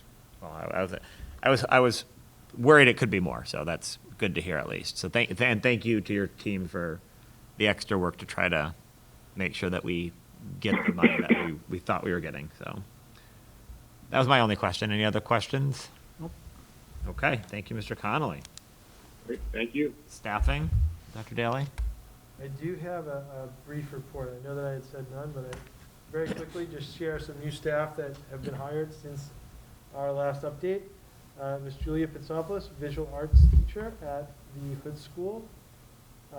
Ms. Eileen Galea is a general paraprofessional at the middle school. At the high school, Dean Malerba is special education paraprofessional. Connor Romaine is a long-term math teacher. District level, Wayne Hughes, a special education van driver, and Christine Barraford, an interim payroll HR support. Food service, Candace Muse, food service worker at the middle school, and custodial, Anthony Arcady, is a long-term substitute at the middle school, high school. We moved a few people around, and so that is the new staff that we've hired. And does that complete all the positions for food service workers? Or do we still have outstanding positions to fill? I can answer that, Dr. Daly. So there's still one position that we're trying to fill at the middle school. Okay. Thank you very much. Thank you. Bids and donations. Mr. McGowan, would you like to lead us? Looks like there's one. I move the committee vote to accept with gratitude a donation of $1,000 from Yan Wu Shang to be used at the principal's discretion at the middle school. I second. Any discussion? All those in favor? Aye. Aye. Opposed? Passes 3-0. Very nice, Thank thank you. Okay, subcommittee update. One thing I'll just note, I think we should probably do updates at some point in time about our individual projects. So Yep. I'm assuming everyone's been working on them very diligently, but subcommittee updates. Finance planning team met on December 3rd. Mr. McGowan, were you there? You were there too. I was there. An update? There was a lot of discussion about the topic you were just talking about with Yes. Mr. Connolly, a lot of discussion about some problems town's been having getting approval of free cash. And we did not actually make any progress on our goal of doing the look back on some of the budget lines, so. Oh, but I think the only other thing to mention is, overall, I think local receipts and some of the other stuff look pretty good. Yep. Compared to what we budgeted, so there's no No concerns. A lot of what we're doing is sort of prepping for the next year, but Yep. overall, I think things are in pretty good shape, so. Fine Art Subcommittee. Would one fine gentleman like to update? I did not make that one, so. That's right. That was just, there we go, so I can fill everybody in. You know, a lot of the stuff that we talked about was the Nantucket trip, which we went into some detail on today. The Newsies, I think it was, if I remember correctly, it had been kind of ruined a little bit by COVID, but it ended up being video shout-outs. Ms. Kane had been able to get a Broadway actor from Evan Hansen and a couple of people that acted in the movie version of the Newsies to send out personal well wishes to the North Reading kids as they were getting ready to perform. And I want to say the movie kids had been in North Reading. They'd come to town, but then they weren't able to appear in person, but they're sent in. That's awesome. They're well, yeah. So it was, you know, it speaks to the reputation that the department really has grown for itself. We talked about senior districts and a bit of a discussion on courses and honors and that kind of stuff, which really is a little bit more nitty gritty. And there were a few other things, but I think those are the broad points. As I said, what we saw tonight too with the course, the new course that. Yeah, exactly, that's right. We talked a little bit about COVID restrictions and performances and that. Okay. Athletic Subcommittee. Since neither of them are here, Dr. They're Dilley, not are you here, there? so, yeah, I'll just provide an update. We just, again, the COVID restrictions, what that would look like for winter sports, going into that. It's something I was gonna mention in my, I met with Mr. LaPret and Mr. Johnson today to talk about this. There are some rinks and local venues in towns that are considering limiting spectators. Certainly, some towns have, had a mask mandate, so that now would extend to the rinks in those towns. So that's being communicated out. We're really having no issues at all with people complying with our mandates. We've had no issues really with overcrowding at our schools. So at this time, we're not looking to put any limitations on attendance at the events, but we're going to keep, and that would extend to other events as well. But we're keeping a very close eye, obviously, on all of this, especially as the next couple of weeks develop. But we spent a good amount of time talking about that. We also talked about the process for 8th grade waivers and some, having those, we sort of have a matrix for what that would look like overall when a team, has indications that they might need support. What would sort of trigger that involvement of the younger levels. And we want to make sure that that's really clear, that we're not calling 8th graders up to varsity and then high school players aren't getting an opportunity. This is really 8th graders to fill some of the lower levels and build a program so you can have that JV2 team to then get more folks ready for varsity in the future. So we had a lot of those conversations at the meeting. Can I just ask to clarify what you're saying about overcrowding? So you're saying as long as the current level of people coming to a basketball game, for instance, it's fine, but you're just keeping an eye on them? Yeah, well, that's what we're keeping an eye on. I mean, right now, we want people to be able to attend the game, cheer for the team, social distance as much as feasible. And so if the stands are packed and you're shoulder to shoulder, there's no opportunity for someone who would want to social distance to be able to do so. At that point, we might have to consider what a lot of schools are doing is saying it's limited to 2 fans per athlete. But certainly, logistically, as I mentioned earlier, getting into all the contact rate, I mean, you figure when we were doing that last year, it was like, God forbid we have one positive that we get reported, we then have to contact trace for the, now it's like, like I said, 315 cases. So we're not, that's not the avenue for it, it's more the limiting the numbers in order to spread out. But we really don't want to be in a situation where parents can't see their kids play, siblings can't see their, and it's, Mr. Johnson just said, everyone's being cooperative, compliant, we're able to get into the spaces and make it work. And the coaches in the athletic department has been sharing out the restrictions that the various towns and venues are putting in. So some of the places we visit may have something pop up. It may be temporary. We also have not, and this wasn't discussed at the meeting because we weren't really in that zone, but we talked about it today. We have not had to cancel or postpone an event. And in some other teams have asked us to postpone or delay because of their availability, but we haven't quite had that happen with our teams. But we, if we needed to do that, we would. But philosophically, it's more, we want to try to play the games. If we have a few players that can't play, have other players step up, have JV come up. I mean, so we're trying to have these games continue as much as possible. Obviously, a scenario where, like, you've only got 2 goalies and both goalies aren't able to play, that's a different scenario.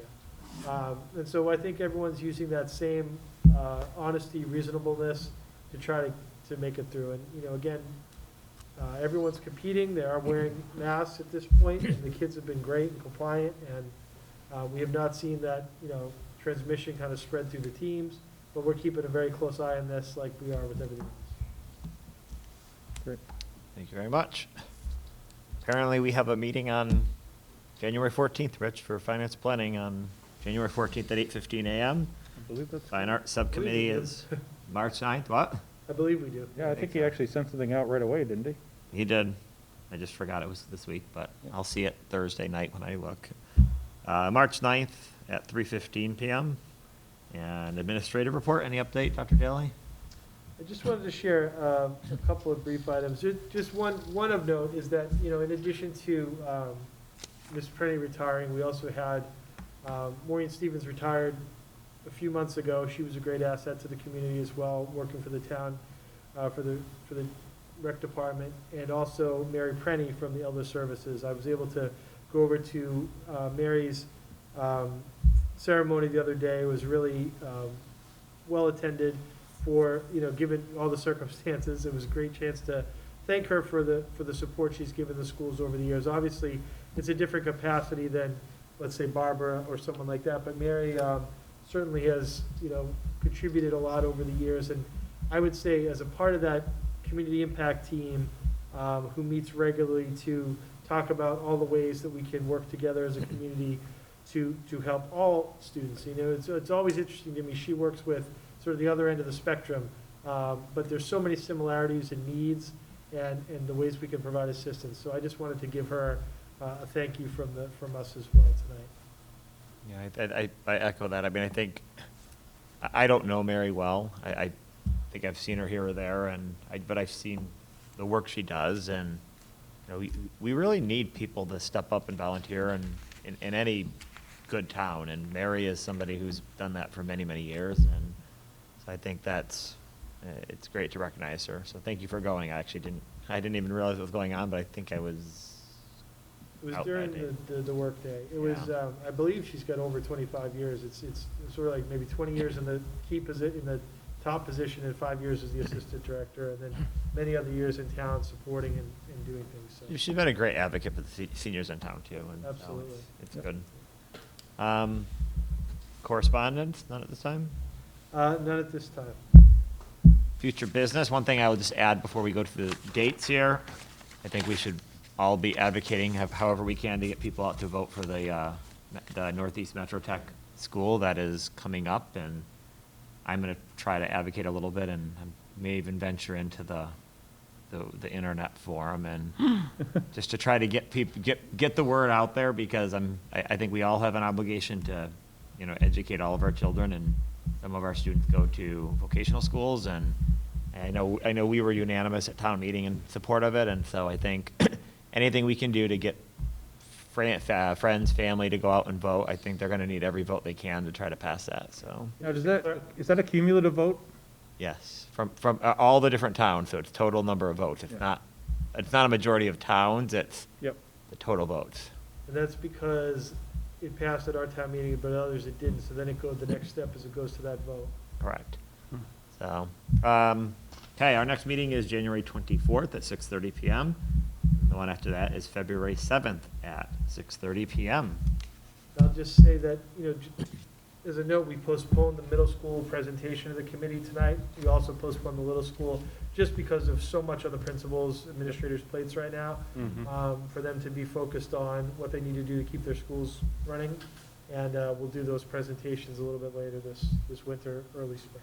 Yeah, and the only thing I would say is, I don't think it has to be an hour and a half long presentation either. I think just a quick update, and again, if it needs to be scaled back a little bit, because I think we all recognize the challenges right now. So I think they'll appreciate that very much. Yep. And at the same time, I always think they go above and beyond, and they put a lot into it. And Yeah, it's easy to get carried away because it's so much fun to see Yeah, the it kids is. do the incredible things. But yeah. So, and then, we can discuss also about what that would mean about traveling or not traveling. So we should just think about what that means for this year, as we're, trying to limit as much, as we can, scaling back some of the different events. So. yes, nice to have people in person today. Yeah. So, okay, if there's nothing else, I will entertain a motion to adjourn. I so move. I so second. Any discussion? Now, we need to all vote in favor of this to pass, right? All those Three in of us? favor? Okay. Aye. Aye. Opposed? Oh, luckily it passes 3-0, so we're still here. Oh, by the skin of our teeth. Thank you all. Thank you.